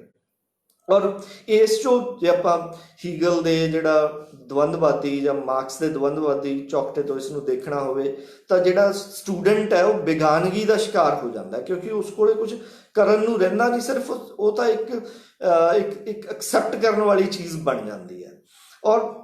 ਔਰ ਇਹ ਸਾਰੀ ਚੀਜ਼ ਹੈ ਜਿਹੜੀ ਸਿੱਖਿਆ ਤੇ ਵਿਦਿਆਰਥੀਆਂ ਦੇ ਵਿੱਚ ਤਾਲਮੇਲ ਨੂੰ ਖਤਮ ਕਰ ਦਿੰਦੀ ਹੈ ਔਰ ਅੰਤਰ ਵਿਰੋਧ ਪੈਦਾ ਕਰਦੀ ਹੈ। ਔਰ ਜਿੰਨਾ ਚਿਰ ਵਿਦਿਆਰਥੀ ਤੇ ਅਧਿਆਪਕ ਦੇ ਵਿੱਚ ਅੰਤਰ ਵਿਰੋਧ ਰਹੂਗਾ ਉਨਾ ਚਿਰ ਨੋ ਔਰ any kind of education is not possible. ਤਾਂ ਇਸ ਕਰਕੇ ਉਸ ਬੈਂਕਿੰਗ ਮਾਡਲ ਹੈ ਉਹ ਸਾਰੀ ਜਿਹੜੀ ਵਿਦਿਆਰਥੀਆਂ ਦੀ ਸਿਰਜਣਾਤਮਕ ਸ਼ਕਤੀ ਹੈ ਉਸ ਨੂੰ ਜਿਹੜਾ ਖੁੰਡਾ ਕਰ ਦਿੰਦਾ ਹੈ। ਔਰ ਇਸ ਤਰ੍ਹਾਂ ਦੀ ਜਿਹੜੀ ਬੈਂਕਿੰਗ ਮਾਡਲ ਹੈ ਇਸ ਨੂੰ ਐਰਿਕ ਫਰੋਮ ਇੱਕ ਫਿਲੋਸਫਰ ਹੋਏ ਨੇ, ਰਾਈਟਰ ਹੋਏ ਨੇ, ਦ ਹਾਰਟ ਆਫ ਮੈਨ ਦੇ ਵਿੱਚ ਲਿਖਦੇ ਨੇ। ਉਹ ਇਸ ਸਾਰੇ ਐਜੂਕੇਸ਼ਨ ਸਿਸਟਮ ਜਿਹੜਾ ਬੈਂਕਿੰਗ ਸਕੂਲ ਹੈ ਜਿਸ ਵਿੱਚ ਇੱਕ ਬੰਦਾ ਬੋਲਦਾ ਦੂਸਰਾ ਸੁਣਦਾ, ਇਸ ਨੂੰ ਉਹ ਲੋਥ ਪ੍ਰੇਮ ਨਾਲ ਇਸ ਦਾ ਕੰਪੈਰੀਜ਼ਨ ਕਰਦੇ ਨੇ। ਔਰ ਲੋਥ ਪ੍ਰੇਮ ਮਤਲਬ ਇੱਕ ਕਿਸਮ ਦੀ ਬਿਮਾਰੀ ਹੈ ਜਿਸ ਦੇ ਵਿੱਚ ਇੱਕ ਬੰਦਾ ਜਿਹੜਾ ਹੈ ਉਹ ਜਿਹੜਾ ਨਿਰਜੀਵ ਚੀਜ਼ਾਂ ਨਾਲ ਪਿਆਰ ਕਰਦਾ ਹੈ ਨਾ, ਜਿਵੇਂ ਲੋਥ ਪ੍ਰੇਮੀ ਸਜੀਵ ਨੂੰ ਨਿਰਜੀਵ ਵਿੱਚ ਬਦਲਣ ਦੀ ਇੱਛਾ ਨਾਲ ਜ਼ਿੰਦਗੀ ਨੂੰ ਮਸ਼ੀਨੀਕਰਨ ਦੇ ਨਾਲ ਦੇਖਣ ਦੀ ਇੱਛਾ ਤੋਂ ਪ੍ਰੇਰਿਤ ਹੁੰਦਾ ਹੈ। ਜਿਵੇਂ ਸਾਰੇ ਜਿਉਂਦੇ ਜਾਗਦੇ ਮਨੁੱਖ ਚੀਜ਼ਾਂ ਹੋਣ, ਉਸ ਦਾ ਕਬਜ਼ਾ ਕਰਨ ਤੱਕ ਮਤਲਬ ਹੁੰਦਾ ਹੈ ਅਤੇ ਕਬਜ਼ਾ ਕਰਨਾ ਪਸੰਦ ਹੈ ਅਤੇ ਕਬਜ਼ਾ ਕਰਨ ਦੇ ਕਾਰਜ ਵਿੱਚ ਉਹ ਜ਼ਿੰਦਗੀ ਦਾ ਕਤਲ ਕਰ ਦਿੰਦਾ ਹੈ। ਤਾਂ ਇਹ ਸਾਰਾ ਜਿਹੜਾ ਬੈਂਕਿੰਗ ਵਾਦੀ ਸਿਸਟਮ ਹੈ, ਇਹ ਸਾਰਾ ਜਿਹੜਾ ਐਜੂਕੇਸ਼ਨ ਸਿਸਟਮ ਨੂੰ ਇੱਕ ਨਿਰਜੀਵ ਤਰੀਕੇ ਨਾਲ ਔਰ ਨਿਰਜਿੰਦ ਬਣਾ ਦਿੰਦਾ ਹੈ। ਔਰ ਇਹਦੇ ਵਿੱਚ ਕਈ ਵਾਰ ਲੱਗਦਾ ਕਿ ਸਾਨੂੰ ਅਧਿਆਪਕਾਂ ਨੂੰ ਕਿ ਇਹਦੇ ਵਿੱਚ ਬੜਾ ਇੱਕ ਸੇਫਟੀ ਹੈ, ਸਿਕਿਉਰਿਟੀ ਹੈ, ਕਿਉਂਕਿ ਸਟੂਡੈਂਟ ਕੋਲ ਕੋਈ ਆਪਸ਼ਨ ਨਹੀਂ ਹੁੰਦਾ ਬੋਲਣਾ। ਤੁਸੀਂ ਗਏ, ਸਟੂਡੈਂਟ ਨੇ ਸੁਣਿਆ ਤੇ ਤੁਸੀਂ ਆ ਗਏ। ਪਰ ਇਹ ਸੱਚੀ ਇਹ ਨਹੀਂ ਹੁੰਦਾ। ਇਸ ਨੂੰ ਪਾਲੋ ਫਰੇਰੇ ਜਿਹੜਾ ਬੈਂਕ ਕਲਰਕ ਨੁਮਾ ਅਧਿਆਪਕ ਕਹਿੰਦਾ। ਉਹ ਕਹਿੰਦਾ ਕਿ ਸੱਚੀ, ਜਿਵੇਂ ਸਾਡੇ ਪੰਜਾਬੀ ਦੇ ਪ੍ਰੋਫੈਸਰ ਡਾਕਟਰ ਸੁਰਜੀਤ, ਉਹ ਅਕਸਰ ਯੂਨੀਵਰਸਿਟੀ 'ਚ ਕਹਿੰਦੇ ਹੁੰਦੇ ਨੇ ਕਿ ਅਧਿਕਾਰੀ ਨੁਮਾ ਪ੍ਰੋਫੈਸਰ, ਕਿ ਕੁਝ ਲੋਕ ਅਧਿਕਾਰੀ ਜ਼ਿਆਦਾ ਲੱਗਦੇ ਨੇ ਤੇ ਟੀਚਰ ਜਾਂ ਪ੍ਰੋਫੈਸਰ ਘੱਟ ਲੱਗਦੇ ਨੇ, ਤਾਂ ਉਹ ਅਧਿਕਾਰੀ ਨੁਮਾ। ਇਸੇ ਤਰ੍ਹਾਂ ਪਾਲੋ ਫਰੇਰੇ ਹੈ, ਉਹ ਉਸਨੂੰ ਬੈਂਕ ਕਲਰਕ ਨੁਮਾ ਅਧਿਆਪਕ ਕਹਿੰਦਾ ਕਿ ਜਿਹੜਾ ਕਿ ਸਿਰਫ ਚੀਜ਼ਾਂ ਨੂੰ ਦੇ ਕੇ ਆਉਣ ਦੇ ਵਿੱਚ ਨਹੀਂ ਸਮਝਦਾ। ਹਾਲਾਂਕਿ ਇਸ ਦੇ ਸਾਹਮਣੇ ਉਹ ਬਦਲ ਦਿੰਦਾ ਕਿ ਫਿਰ ਕਿਸ ਤਰ੍ਹਾਂ ਦੀ ਜਿਹੜੀ ਸਿੱਖਿਆ ਸਾਡੇ ਸਾਹਮਣੇ ਹੋਣੀ ਚਾਹੀਦੀ ਹੈ। ਤਾਂ ਉਹ ਸਿੱਖਿਆ ਦਾ ਮਾਡਲ ਦਿੰਦਾ ਹੈ ਜਿਹੜਾ ਪ੍ਰੋਬਲਮ ਪੋਜ਼ਿੰਗ ਐਜੂਕੇਸ਼ਨ, ਜਾਂ ਇਸ ਨੂੰ ਕਹਿ ਸਕਦੇ ਹਾਂ ਵੀ ਸਮੱਸਿਆ ਸਾਹਮਣੇ ਰੱਖਣ ਵਾਲੀ ਸਿੱਖਿਆ। ਜਦੋਂ ਸਮੱਸਿਆ ਸਾਹਮਣੇ ਰੱਖਣ ਵਾਲੀ ਸਿੱਖਿਆ ਨੂੰ ਅਸੀਂ ਅਪਣਾਉਂਦੇ ਹਾਂ ਤਾਂ ਉਦੋਂ ਜਿਹੜਾ ਸਭ ਤੋਂ ਪਹਿਲਾਂ ਤਾਂ ਇਹ ਹੁੰਦਾ ਕਿ ਜੋ ਅਧਿਆਪਕ ਤੇ ਵਿਦਿਆਰਥੀ ਦੇ ਵਿੱਚ ਜੋ ਸੋਲੀਡੈਰਿਟੀ ਹੈ, ਸਾਂਝੀਵਾਲਤਾ ਸਥਾਪਿਤ ਹੁੰਦੀ ਹੈ। ਔਰ ਜੋ ਦਰਜੇਬੰਦੀ, ਜੋ ਇੱਕ ਜਣਾ ਉੱਪਰਲੇ ਸਟੇਟਸ 'ਤੇ ਹੁੰਦਾ, ਇੱਕ ਜਣਾ ਥੱਲੇ ਸਟੇਟਸ 'ਤੇ, ਸਾਰੀ ਦਰਜੇਬੰਦੀ ਨੂੰ ਉਹ ਐਜੂਕੇਸ਼ਨ ਹੈ ਜਿਹੜੀ ਉਹ ਢਹਿ ਢੇਰੀ ਕਰ ਦਿੰਦੀ ਹੈ। ਔਰ ਬੈਂਕਿੰਗ ਧਾਰਨਾ ਹੈ ਜਿਹੜੀ ਐਜੂਕੇਸ਼ਨ ਦੀ, ਉਹ ਲੋਕਾਂ ਨੂੰ ਕਿਸਮਤਵਾਦੀ ਵੀ ਬਣਾਉਂਦੀ ਹੈ ਵਿਦਿਆਰਥੀਆਂ ਨੂੰ, ਕਿਉਂਕਿ ਉਹਨਾਂ ਨੂੰ ਲੱਗਦਾ ਕਿ ਸਾਡੇ ਕੋਲੇ ਤਾਂ ਕੁਝ ਕਰਨ ਨੂੰ ਹੈ ਨਹੀਂ, ਅਸੀਂ ਤਾਂ ਅਗਿਆਨੀ ਲੋਕ ਹਾਂ, ਸਾਨੂੰ ਤਾਂ ਸਿਰਫ ਉਸਤਾਦ ਲੋਕ ਹੀ ਸਿਖਾ ਸਕਦੇ ਨੇ। ਤਾਂ ਉਹ ਕਈ ਵਾਰ ਜਿਹੜੇ ਸਾਰੇ ਹਾਲਾਤਾਂ ਨੂੰ ਫਿਰ ਉਵੇਂ ਕਿਸਮਤਵਾਦੀ ਨਜ਼ਰੀਏ ਨਾਲ ਦੇਖਣਾ ਸ਼ੁਰੂ ਕਰ ਦਿੰਦਾ। ਪਰ ਜਿਹੜਾ ਸਮੱਸਿਆ ਉਠਾਉਣ ਵਾਲਾ, ਸਮੱਸਿਆ ਸਾਹਮਣੇ ਰੱਖਣ ਵਾਲਾ ਸਿੱਖਿਆ ਤੰਤਰ ਹੈ, ਉਹ ਚੰਗੀ ਤਰ੍ਹਾਂ ਅਧਿਆਪਕ ਵੀ ਤੇ ਵਿਦਿਆਰਥੀ ਵੀ ਦੋਨੋਂ ਮਿਲ ਕੇ ਫਿਰ ਉਹ ਚੀਜ਼ਾਂ ਨੂੰ ਸਮਝਦੇ ਨੇ, ਯਥਾਰਥ ਨੂੰ ਸਮਝਦੇ ਨੇ ਔਰ ਯਥਾਰਥ ਦੀਆਂ ਅੱਖਾਂ ਦੇ ਵਿੱਚ ਅੱਖਾਂ ਪਾ ਕੇ ਦੇਖਦੇ ਨੇ। ਫਿਰ ਉਹ ਦੋਨੋਂ ਅਧਿਆਪਕ ਆਪਣੀ ਜਿਹੜੀ ਸਿਚੁਏਸ਼ਨ ਹੈ ਔਰ ਵਿਦਿਆਰਥੀ ਆਪਣੀ ਸਿਚੁਏਸ਼ਨ, ਦੋਨਾਂ ਨੂੰ ਸਮਾਜ ਦੀ ਸਿਚੁਏਸ਼ਨ ਨਾਲ ਜੋੜ ਕੇ ਦੇਖਦੇ ਨੇ। ਔਰ ਸਮਾਜ ਦੀ ਸਿਚੁਏਸ਼ਨ ਨਾਲ ਜਦੋਂ ਆਪਣੀਆਂ ਸਮੱਸਿਆਵਾਂ ਨੂੰ ਜੋੜ ਕੇ ਦੇਖਦੇ ਨੇ ਤਾਂ ਉਹਨਾਂ ਨੂੰ ਇੱਕ ਯਥਾਰਥ ਦੀ ਨਵੀਂ ਸਮਝ ਪੈਂਦੀ ਹੈ। ਤਾਂ ਉਹ ਯਥਾਰਥ ਨੂੰ ਵਧੇਰੇ ਇੱਕ ਤਰਕ ਭਰਪੂਰ ਤਰੀਕੇ ਨਾਲ ਸਮਝ ਸਕਦੇ ਹਨ। ਫਿਰ ਇਸ ਦੇ ਨਾਲ ਕੀ ਹੁੰਦਾ ਕਿ ਵਿਦਿਆਰਥੀ ਜਿਹੜੇ ਨੇ ਇਕੱਲੇ ਪਿਛਲੱਗੂ ਜਾਂ ਫੋਲੋਅਰ ਨਹੀਂ ਰਹਿੰਦੇ, ਸਗੋਂ ਉਹਦੇ ਅਧਿਆਪਕ ਦੇ ਸਹਿ ਖੋਜਕਾਰ ਬਣ ਜਾਂਦੇ ਨੇ। ਤੇ ਉਹ ਫਿਰ ਅਧਿਆਪਕ ਹੈ ਨਾ ਤਾਂ ਵਿਦਿਆਰਥੀਆਂ ਤੇ ਆਪਣਾ ਗਿਆਨ ਥੋਪ ਸਕਦਾ ਹੈ ਤੇ ਨਾ ਹੀ ਸਿਰਫ ਉਹ ਸਹਿ ਹੋਂਦ ਬਣਾ ਕੇ ਰੱਖ ਸਕਦਾ ਹੈ, ਬਲਕਿ ਜਿਹੜੀ ਸਭ ਤੋਂ ਜ਼ਰੂਰੀ ਚੀਜ਼ ਹੈ ਕਿ ਇਹ ਦੋਨੋਂ ਚੀਜ਼ਾਂ ਜਿਹੜੀਆਂ ਨੇ ਇੱਕ ਦੋਨਾਂ 'ਚ ਸੋਲੀਡੈਰਿਟੀ ਸਥਾਪਿਤ ਹੁੰਦੀ ਹੈ, ਸਾਂਝੀਵਾਲਤਾ ਸਥਾਪਿਤ ਹੁੰਦੀ ਹੈ, ਫਿਰ ਅਸਲੀ ਜਿਹੜਾ ਗਿਆਨ ਦਾ ਜਾਂ ਸਿੱਖਿਆ ਦਾ ਵਰਤਾਰਾ ਸ਼ੁਰੂ ਹੁੰਦਾ ਹੈ। ਤਾਂ ਕਈ ਵਾਰ ਆਪਾਂ ਨੂੰ ਲੱਗਦਾ ਹੋਊਗਾ ਕਿ ਇੱਕ ਡਾਇਲੋਗ ਤਾਂ ਆਪਣੇ ਹੁੰਦਾ ਹੀ ਹੈ, ਇਹ ਤਾਂ ਬਹੁਤ ਸੌਖੀ ਗੱਲ ਹੈ, ਮਤਲਬ ਕਿ ਡਾਇਲੋਗ ਕਰਨਾ, ਡਾਇਲੋਗ ਹਰੇਕ ਟੀਚਰ ਹੀ ਕਰਦਾ ਹੈ। ਪਰ ਇੱਕ ਬੜਾ ਜਿਹੜਾ ਇਹ ਦੇਖਣ 'ਚ ਥੋੜਾ ਈਜ਼ੀ ਲੱਗਦਾ ਲੇਕਿਨ ਮੁਸ਼ਕਿਲ ਵੀ ਹੈ, ਕਿਉਂਕਿ ਇਹ ਜਿਹੜਾ ਡਾਇਲੋਗ ਕਰਨਾ, ਜਿਸ ਨੂੰ ਆਪਾਂ ਕਹਿ ਦਈਏ ਸਚਿਆਰਾ ਸੰਵਾਦ ਰਚਾਉਣਾ, ਇਹ ਬਹੁਤ ਜ਼ਰੂਰੀ ਹੈ, ਬਹੁਤ ਅਹਿਮ ਹੈ। ਪਰ ਇਹ ਇੰਨਾ ਆਸਾਨ ਵੀ ਨਹੀਂ ਹੈਗਾ, ਸੌਖਾ ਵੀ ਨਹੀਂ, ਕਿਉਂਕਿ ਜਿਵੇਂ ਇੱਕ ਸੱਚਾ ਸੁੱਚਾ ਸ਼ਬਦ ਬੋਲਣਾ ਦੁਨੀਆ ਵਿੱਚ ਤਬਦੀਲੀ ਲਿਆਉਣ ਦੇ ਬਰਾਬਰ ਹੈ। ਔਰ ਸੱਚਾ ਸੁੱਚਾ ਸ਼ਬਦ ਬੋਲਣਾ ਜਿਹੜਾ ਕਿ ਕਰਮ ਹੈ, ਵਿਵਹਾਰ ਹੈ, ਇੱਕ ਤਰ੍ਹਾਂ ਨਾਲ ਸੰਸਾਰ ਵਿੱਚ ਤਬਦੀਲੀ ਲਿਆਉਣਾ। ਤਾਂ ਇੱਕ ਕਿਸਮ ਦਾ ਜਿਹੜਾ ਡਾਇਲੋਗ ਰਚਾਉਣਾ ਇੱਕ ਕਿਸਮ ਦੀ ਪ੍ਰੈਕਟਿਸ ਹੈ, ਇੱਕ ਕਿਸਮ ਦਾ ਕਾਰਜ ਹੈ, ਇਕੱਲਾ ਇਹ ਕੋਈ ਸਿਧਾਂਤਕ ਗੱਲ ਨਹੀਂ ਹੈਗੀ। ਔਰ ਜਦੋਂ ਫਿਰ ਆਪਸ 'ਚ ਇਹਨਾਂ ਦਾ ਡਾਇਲੋਗ ਅਧਿਆਪਕ ਤੇ ਵਿਦਿਆਰਥੀ ਦਾ ਸਮੱਸਿਆ ਸਾਹਮਣੇ ਰੱਖਣ ਵਾਲੇ ਤਰੀਕੇ ਨਾਲ ਜਦੋਂ ਅਸੀਂ ਐਜੂਕੇਸ਼ਨ ਦੇ ਵਿੱਚ ਜੁੜਦੇ ਹਾਂ, ਜਦੋਂ ਇਹ ਹੁੰਦਾ ਤਾਂ ਫਿਰ ਜਿਵੇਂ ਆਪਾਂ ਕਹਿੰਦੇ ਹਾਂ ਕਿ ਵਿਦਿਆਰਥੀਆਂ ਦਾ ਅਧਿਆਪਕ ਜਾਂ ਅਧਿਆਪਕ ਦੇ ਵਿਦਿਆਰਥੀ, ਫਿਰ ਇਹ ਨਹੀਂ ਰਹਿੰਦਾ। ਫਿਰ ਹੁੰਦਾ ਕਿ ਅਧਿਆਪਕ ਨਾਲ ਵਿਦਿਆਰਥੀ, ਵਿਦਿਆਰਥੀਆਂ ਨਾਲ ਅਧਿਆਪਕ, ਦੋਨੋਂ ਫਿਰ ਜਿੱਥੇ ਅਧਿਆਪਕ ਵਿਦਿਆਰਥੀ ਨੂੰ ਸਿਖਾਉਂਦੇ ਨੇ, ਉਸੇ ਤਰ੍ਹਾਂ ਜਿਹੜੇ ਵਿਦਿਆਰਥੀ ਨੇ ਉਹ ਵੀ ਅਧਿਆਪਕ ਨੂੰ ਸਿਖਾਉਂਦੇ ਨੇ। ਤਾਂ ਦੋਨੋਂ ਇੱਕ ਕਾਮਨ ਸੋਲੀਡੈਰਿਟੀ ਦੇ ਵਿੱਚ, ਸਾਂਝੀਵਾਲਤਾ ਦੇ ਵਿੱਚ ਇੱਕ ਸਿੱਖਣ ਸਿਖਾਉਣ ਦਾ ਕੰਮ ਕਰਦੇ ਨੇ। ਔਰ ਇਸ ਤਰ੍ਹਾਂ ਨਾਲ ਜਿਹੜਾ ਸੰਵਾਦ ਦੇ ਨਾਲ ਸਿੱਖਿਆ ਜਿਹੜੀ ਸਜੀਵ ਹੋ ਜਾਂਦੀ ਹੈ ਔਰ ਬੜੀ ਇੰਟਰਸਟਿੰਗ ਹੋ ਜਾਂਦੀ ਹੈ, ਔਰ ਉਸ ਦਾ ਜਿਹੜਾ ਇੱਕ ਅਹਿਮੀਅਤ ਵੱਧ ਜਾਂਦੀ ਹੈ ਜਾਂ ਉਸ ਨੂੰ ਇੱਕ ਹੋਰ ਇੰਟਰਸਟਿੰਗ ਤਰੀਕੇ ਨਾਲ ਹੋ ਸਕਦਾ। ਔਰ ਇਹ ਗੱਲ ਪੱਕੀ ਹੈ ਕਿ ਜਿੰਨਾ ਚਿਰ ਇਹ ਸੰਵਾਦ ਨਹੀਂ ਹੋਊਗਾ, ਸੱਚਾ ਸੰਵਾਦ ਨਹੀਂ ਹੋਊਗਾ, ਇਸ ਤੋਂ ਪਹਿਲਾਂ ਸਿੱਖਿਆ ਨਹੀਂ ਹੋ ਸਕਦੀ। ਕਿਉਂਕਿ ਇਹ ਮੁਸ਼ਕਿਲ ਕਿਉਂ ਹੈ? ਕਿਉਂਕਿ ਜਿਸ ਤਰ੍ਹਾਂ ਖਾਸ ਕਰ ਜੋ ਦੋਸਤ ਸਰਕਾਰੀ ਸਕੂਲਾਂ 'ਚ ਪੜ੍ਹਾਉਂਦੇ ਨੇ, ਪਿੰਡਾਂ ਦੇ ਵਿੱਚ ਪੜ੍ਹਾਉਂਦੇ ਨੇ, ਉੱਥੋਂ ਦੇ ਜੋ ਵਿਦਿਆਰਥੀ ਨੇ ਉਹਨਾਂ ਨੂੰ ਕਿੰਨੇ ਵਾਰ ਸੁਣਨਾ ਪੈਂਦਾ ਹੋਊਗਾ ਕਿ ਤੁਸੀਂ ਕਿਸੇ ਕੰਮ ਦੇ ਨਹੀਂ, ਤੁਸੀਂ ਕੁਝ ਨਹੀਂ ਜਾਣਦੇ, ਤੁਸੀਂ ਕੁਝ ਸਿੱਖਣ ਦੇ ਕਾਬਲ ਨਹੀਂ। ਕਿੰਨੇ ਹਜ਼ਾਰ ਸਾਲਾਂ ਤੋਂ ਉਹਨਾਂ ਨੂੰ ਦੱਸਿਆ ਗਿਆ ਹੋਊਗਾ ਕਿ ਤੁਸੀਂ ਬਿਮਾਰ ਹੋ, ਤੁਸੀਂ ਸੁਸਤ ਹੋ, ਤੁਸੀਂ ਨਿਕੰਮੇ ਹੋ, ਤੁਸੀਂ ਸਿਰਜਕ ਨਹੀਂ ਹੋ ਸਕਦੇ। ਔਰ ਕਰਦੇ ਕਰਦੇ ਉਹ ਕਈ ਵਾਰ ਖੁਦ ਤੇ ਯਕੀਨ ਵੀ ਹੋ ਜਾਂਦਾ ਕਿ ਵਾਕਿਆ ਹੀ ਅਸੀਂ ਇਸੇ ਤਰ੍ਹਾਂ ਦੇ ਹੈਗੇ ਆ ਕਿ ਅਸੀਂ ਜਿਹੜੇ ਚੀਜ਼ਾਂ ਨੂੰ ਸਾਡੇ ਵਿੱਚ ਸਮਝਣ ਦੀ ਸਮਰੱਥਾ ਨਹੀਂ ਹੈਗੀ, ਔਰ ਖੁਦ ਨੂੰ ਵੀ ਅਗਿਆਨੀ ਸਮਝਣ ਲੱਗਦੇ ਆ ਫਿਰ ਅਸੀਂ। ਔਰ ਇਹ ਨਹੀਂ ਮਹਿਸੂਸ ਹੁੰਦਾ ਕਿ ਅਸੀਂ ਵੀ ਕੁਝ ਚੀਜ਼ਾਂ ਦੇ ਜਾਣਕਾਰ ਹਾਂ ਜਾਂ ਕੁਝ ਚੀਜ਼ਾਂ ਦੇ ਸਿਰਜਕ ਹਾਂ। ਤਾਂ ਇਹੋ ਜਿਹੀ ਜਦੋਂ ਇੱਕ ਧਿਰ ਇਸ ਤਰ੍ਹਾਂ ਦੀ ਜਿਹੜੀ ਮਾਨਸਿਕਤਾ ਜਾਂ ਇਸ ਤਰ੍ਹਾਂ ਦੇ ਇੱਕ ਹਾਲਾਤਾਂ ਦੇ ਵਿੱਚ ਵੱਜੀ ਹੋਊਗੀ, ਸ਼ਿਕਾਰ ਹੋਊਗੀ ਇਹੋ ਜਿਹੇ ਹਾਲਾਤਾਂ ਦੇ ਵਿੱਚ, ਤਾਂ ਉੱਥੇ ਡਾਇਲੋਗ ਕਰਨਾ, ਸੱਚਿਆਰਾ ਸੰਵਾਦ ਰਚਾਉਣਾ, ਉਹ ਸੱਚੀ ਮੁੱਚੀ ਬਹੁਤ ਔਖਾ ਕੰਮ ਹੈ। ਔਰ ਲੇਕਿਨ ਤੁਸੀਂ ਕੁਝ ਲੋਕ ਅਧਿਆਪਕ ਲੋਕ ਨੇ, ਤੁਸੀਂ ਕੁਝ ਲੋਕ ਕਰ ਰਹੇ ਹੋ, ਉਹ ਬੜੀ ਚੰਗੀ ਗੱਲ ਹੈ। ਔਰ ਸੱਚਿਆਰਾ ਸੰਵਾਦ ਡਾਇਲੋਗ ਜਿਹੜਾ ਕਰਨ ਲਈ 4 ਚੀਜ਼ਾਂ ਬਹੁਤ ਜ਼ਰੂਰੀ ਨੇ, ਜਿਸ ਨੂੰ ਪਾਲੋ ਫਰੇਰੇ ਸਾਫ਼ ਕਹਿੰਦਾ ਕਿ 4 ਚੀਜ਼ਾਂ ਤੋਂ ਬਿਨਾਂ ਸੰਵਾਦ ਨਹੀਂ ਹੋ ਸਕਦਾ, ਡਾਇਲੋਗ ਨਹੀਂ ਹੋ ਸਕਦਾ। ਔਰ ਡਾਇਲੋਗ ਤੋਂ ਬਿਨਾਂ ਜਿਹੜੀ ਸੱਚਿਆਰੀ, ਜਿਹੜੀ ਸਮੱਸਿਆ ਸਾਹਮਣੇ ਰੱਖਣ ਵਾਲੀ ਸਿੱਖਿਆ ਉਹ ਨਹੀਂ ਹੋ ਸਕਦੀ। ਔਰ ਜੇ ਸਮੱਸਿਆ ਸਾਹਮਣੇ ਰੱਖਣ ਵਾਲੀ ਸਿੱਖਿਆ ਨਹੀਂ ਹੋਊਗੀ ਤਾਂ ਬੈਂਕਵਾਦੀ ਸਿੱਖਿਆ ਹੋਊਗੀ, ਬੈਂਕਵਾਦੀ ਸਿੱਖਿਆ ਹੋਊਗੀ ਤਾਂ ਫਿਰ ਉਹਦੇ ਵਿੱਚ ਦਰਜੇਬੰਦੀ ਹੋਊਗੀ, ਹੈਰਾਰਕੀ ਨਹੀਂ ਹੋਊਗੀ, ਉਹਦੇ ਵਿੱਚ ਸੱਚੀ ਸਿੱਖਿਆ ਨਹੀਂ ਹਾਸਲ ਹੋ ਸਕਦੀ। 4 ਚੀਜ਼ਾਂ ਦੱਸਦਾ ਜਿਹੜੇ ਕਿ ਬਹੁਤ ਹੀ ਅਹਿਮ ਨੇ, ਬੜੀਆਂ ਮੈਨੂੰ ਜ਼ਰੂਰੀ ਲੱਗੀਆਂ, ਮੈਂ ਤੁਹਾਡੇ ਨਾਲ ਸਾਂਝੀਆਂ ਕਰਾਂ। ਸਭ ਤੋਂ ਪਹਿਲੀ ਗੱਲ ਉਹ ਕਹਿੰਦਾ ਕਿ ਪਿਆਰ, ਦੂਜੀ ਨਿਮਰਤਾ, ਤੀਜੀ ਉਮੀਦ ਤੇ ਚੌਥਾ ਵਿਸ਼ਵਾਸ।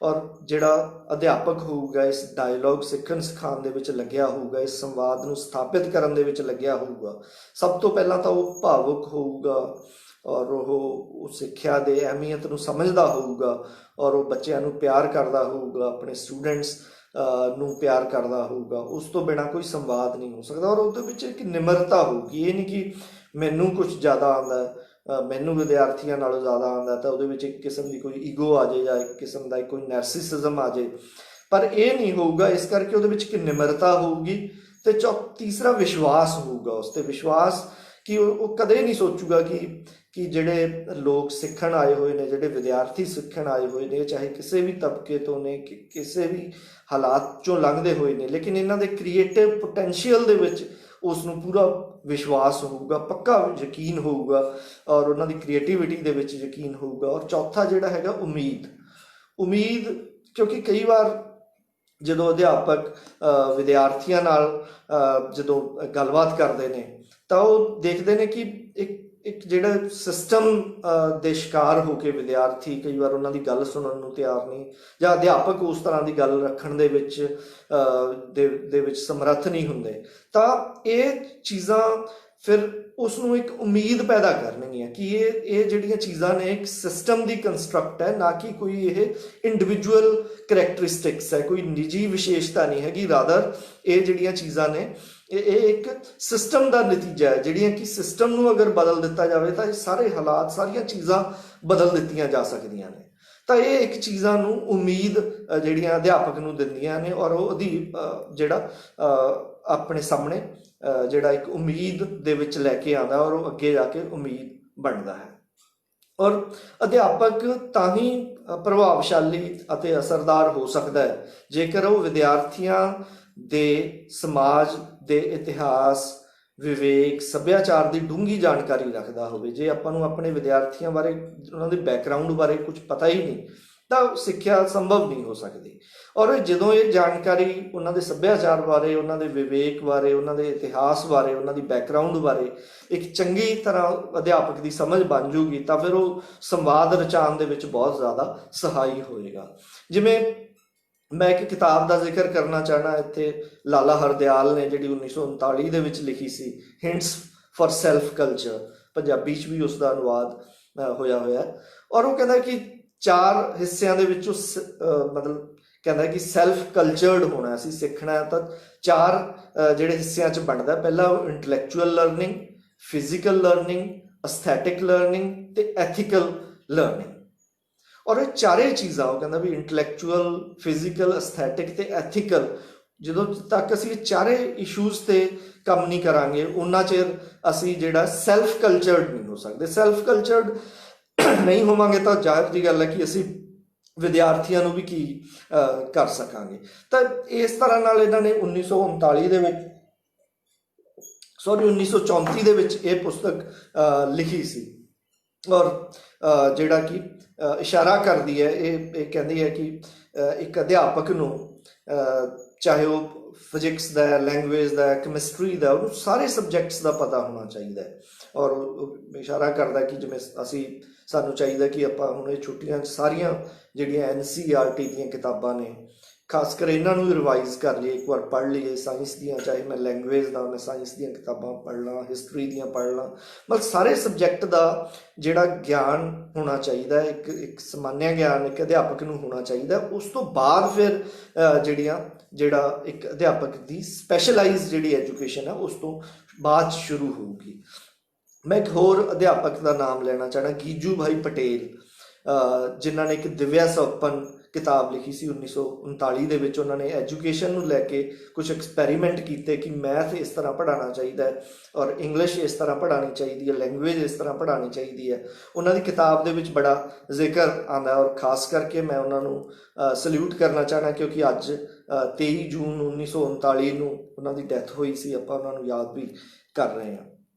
ਔਰ ਫਿਰ ਕੀ ਹੈ ਕਿ ਅਧਿਆਪਕ ਅਤੇ ਵਿਦਿਆਰਥੀ ਦੋਨੋਂ ਜਦੋਂ ਮਿਲ ਕੇ ਸਮੱਸਿਆ ਸਾਹਮਣੇ ਰੱਖਣ ਵਾਲੀ ਜਿਹੜੀ ਸਿੱਖਿਆ ਨਾਲ ਯਥਾਰਥ ਨੂੰ ਸਮਝਣਗੇ ਤਾਂ ਫਿਰ ਉਹ ਯਥਾਰਥ ਨੂੰ ਇੱਕ ਆਲੋਚਨਾਤਮਕ ਤਰੀਕੇ ਨਾਲ ਸਮਝਣਗੇ, ਜਿਹੜਾ ਕਿ ਸਾਡੀ ਸਿੱਖਿਆ ਦਾ ਬਹੁਤ ਅਹਿਮ ਪੱਖ ਹੈ। ਕਿ ਇਹ ਲੱਗਦਾ ਕਿ ਜਿਵੇਂ ਕਿ ਕ੍ਰਿਟੀਕਲ ਥਿੰਕਿੰਗ ਸਾਡੀ ਹੈ ਜਿਹੜੀ ਉਹ ਜਿਹੜੀ ਹੋਣੀ ਚਾਹੀਦੀ ਹੈ। ਇੱਕ ਸਾਡੀ ਸਿੱਖਿਆ ਦਾ ਮਕਸਦ ਹੈ ਕਿ ਇੱਕ ਕ੍ਰਿਟੀਕਲ ਅਸੀਂ ਦੇਈਏ। ਮੇਰੇ ਅਧਿਆਪਕ ਇੱਕ ਉਦਾਹਰਨ ਦਿੰਦੇ ਹੁੰਦੇ ਸੀ ਕਿ ਜੇਕਰ ਮੈਂ ਤੁਹਾਡੇ ਤੋਂ ਪੁੱਛਾਂ ਕਿ classroom is the temple of learning, classroom ਹੈ ਜਿਹੜਾ ਸਿੱਖਿਆ ਦਾ ਮੰਦਰ ਹੈ ਨਾ, ਅਗਰ ਇਸ ਨੂੰ ਸਿੰਪਲ ਤਰੀਕੇ ਨਾਲ ਦੇਖੀਏ ਆਪਾਂ ਕਵਾਂਗੇ ਕਿ ਠੀਕ ਹੈ ਜਿਹੜਾ ਇੱਕ ਸਿੱਖਿਆ ਹੈ ਉੱਥੇ ਅਸੀਂ ਬਹੁਤ ਕੁਝ ਸਿੱਖਦੇ ਹਾਂ ਕਲਾਸਰੂਮ ਦੇ ਵਿੱਚ ਜਾ ਕੇ, ਇਸ ਕਰਕੇ ਉਹ ਸਾਡਾ ਮੰਦਰ ਹੈ, ਸਾਨੂੰ ਗਿਆਨ ਹਾਸਲ ਹੁੰਦਾ ਹੈ। ਲੇਕਿਨ ਉਹ ਕਹਿੰਦੇ ਸੀ ਕਿ ਨਹੀਂ,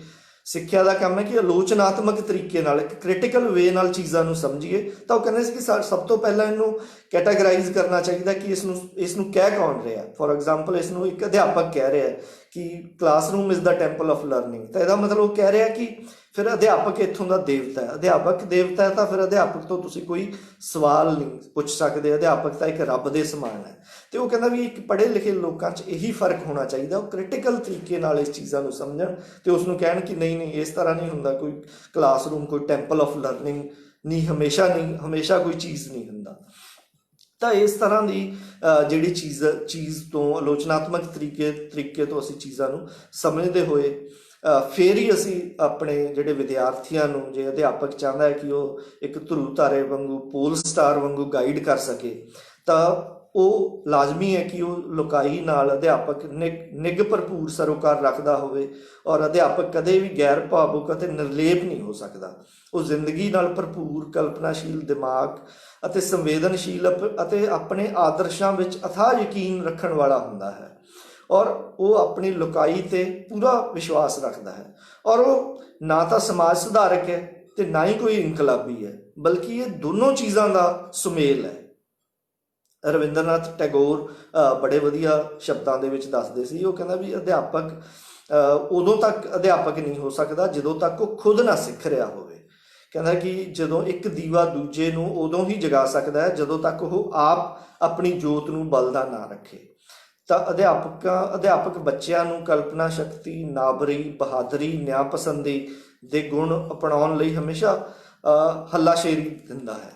ਤਾਂ ਇਸ ਤਰ੍ਹਾਂ ਨਾਲ ਅਗਰ ਆਪਾਂ ਸਪੈਸੀਫਿਕਲੀ ਗੱਲ ਕਰਨੀ ਹੋਵੇ ਹਾਇਰ ਐਜੂਕੇਸ਼ਨ ਦੀ, ਕਿਉਂਕਿ ਬਹੁਤ ਸਾਰੇ ਲੋਕ ਹਾਇਰ ਐਜੂਕੇਸ਼ਨ ਨਾਲ ਜੁੜੇ ਹੋਏ ਹਾਂ। ਤਾਂ ਮੈਂ ਇੱਥੇ ਹੈਨਰੀ ਗੀਰੂ ਦੇ ਹਵਾਲੇ ਨਾਲ ਤੁਹਾਡੇ ਨਾਲ ਗੱਲ ਕਰਨਾ ਚਾਹਣਾ। ਹੈਨਰੀ ਗੀਰੂ ਜਿਹੜਾ ਹਾਇਰ ਐਜੂਕੇਸ਼ਨ ਔਰ ਖਾਸ ਕਰ ਯੂਨੀਵਰਸਿਟੀਆਂ ਨੂੰ ਲੈ ਕੇ, ਕਾਲਜਾਂ ਨੂੰ ਲੈ ਕੇ, ਜਿਹੜੇ ਲੋਕ ਹਾਇਰ ਐਜੂਕੇਸ਼ਨ ਹੈ ਉਸ ਨੂੰ ਲੈ ਕੇ ਬਹੁਤ ਨਿਰਾਸ਼ ਹੈ। ਉਹ ਕਹਿੰਦਾ ਵੀ ਜਦੋਂ ਇਹ ਯੂਨੀਵਰਸਿਟੀਆਂ ਨੇ ਔਰ ਇਹ ਕਾਲਜ ਨੇ ਜਿਹੜੇ ਹਾਇਰ ਐਜੂਕੇਸ਼ਨ ਨੇ, ਉਹ ਕਹਿੰਦਾ ਮੈਨੂੰ ਐਂ ਲੱਗਦਾ ਜਿਵੇਂ ਪੈਨਸਿਲ ਬਣਾਉਣ ਦੇ ਕਾਰਖਾਨੇ ਹੋਣ, ਔਰ ਇਹਨਾਂ ਦੇ ਵਿੱਚ ਕਹਿੰਦਾ ਐਂ ਜ਼ੋਰ ਹੁੰਦਾ ਵੀ ਕਿੰਨੀਆਂ, ਜਿਵੇਂ ਕਾਰਖਾਨਿਆਂ 'ਚ ਹੁੰਦਾ ਵੀ ਕਿੰਨਾ ਪ੍ਰੋਡਕਸ਼ਨ ਤਿਆਰ ਹੋ ਗਿਆ, ਕਿੰਨਾ ਮੁਨਾਫਾ ਹੋ ਗਿਆ, ਇਸ 'ਤੇ ਜ਼ੋਰ ਦਿੱਤਾ ਜਾਂਦਾ ਹੈ।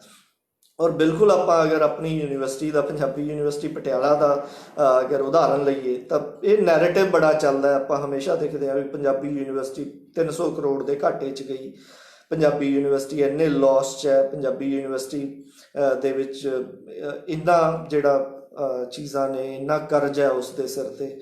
ਮਤਲਬ ਕਿੰਨਾ ਦੇਖੋ ਨੈਰੇਟਿਵ ਘਟੀਆ ਕਿਸਮ ਦਾ ਹੈ ਕਿ ਕੋਈ ਇਹ ਯੂਨੀਵਰਸਿਟੀ ਕੋਈ ਇਹ ਦੁਕਾਨ ਹੈ ਵੀ ਕੋਈ ਘਾਟੇ 'ਚ ਚਲੀ ਗਈ, ਜਾਂ ਇਹ ਕੋਈ ਦੱਸੋ ਵੀ ਕੋਈ ਬਿਜ਼ਨਸ ਜਿਹੜੀ ਵੈਂਚਰ ਹੈ ਜਾਂ ਪ੍ਰੋਫਿਟ ਮੇਕਿੰਗ ਵੈਂਚਰ ਹੈ ਜਿਸ ਨੂੰ ਆਪਾਂ ਇਹ ਨੈਰੇਟਿਵ ਯੂਜ਼ ਕਰੀਏ ਵੀ ਇਹ ਘਾਟੇ 'ਚ ਗਈ, ਇਹ ਵਾਧੇ 'ਚ ਗਈ।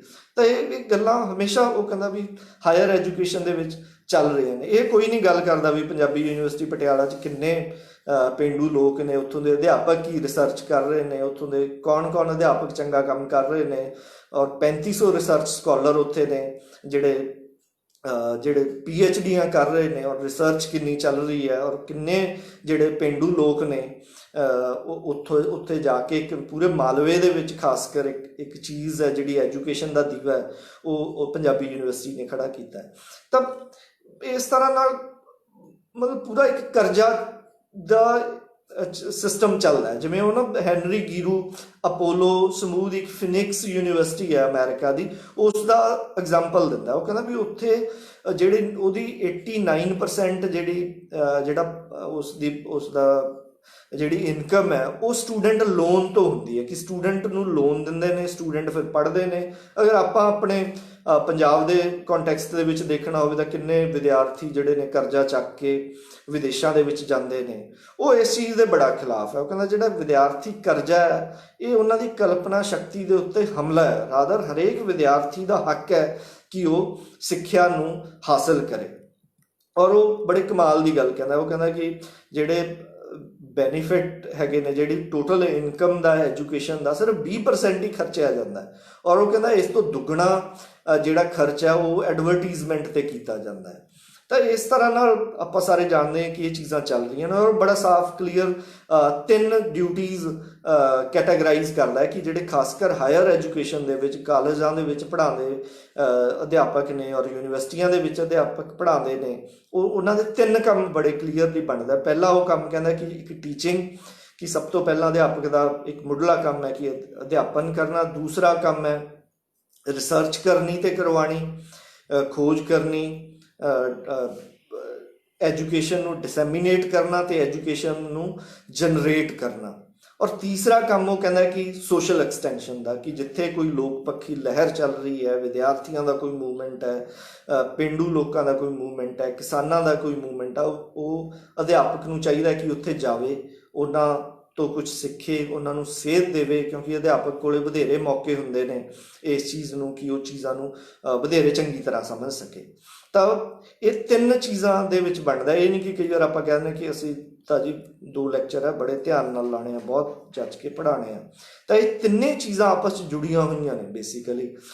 ਪੜ੍ਹਨ ਪੜ੍ਹਾਉਣ ਦਾ ਕੰਮ ਵੀ, ਰਿਸਰਚ ਕਰਵਾਉਣ ਦਾ ਕੰਮ ਵੀ, ਤੇ ਸੋਸ਼ਲ ਐਕਸਟੈਂਸ਼ਨ ਦਾ ਕੰਮ ਵੀ। ਔਰ ਉਹ ਅਧਿਆਪਕ ਨੂੰ ਕਹਿੰਦਾ ਕਿ ਹਮੇਸ਼ਾ ਇੱਕ ਐਕਟਿਵਿਸਟ, ਲੋਕ ਪੱਖੀ ਬੁੱਧੀਜੀਵੀ ਵਜੋਂ ਕੰਮ ਕਰਨਾ ਚਾਹੀਦਾ, ਔਰ ਆਪਣੀਆਂ ਨਿੱਜੀ ਸਮੱਸਿਆ ਤੇ ਮਸਲਿਆਂ ਨੂੰ ਹਮੇਸ਼ਾ ਸੁਸਾਇਟੀ ਦੀਆਂ ਸਮੱਸਿਆਵਾਂ ਤੇ ਮਸਲਿਆਂ ਨਾਲ ਜੋੜ ਕੇ ਦੇਖਣਾ ਚਾਹੀਦਾ।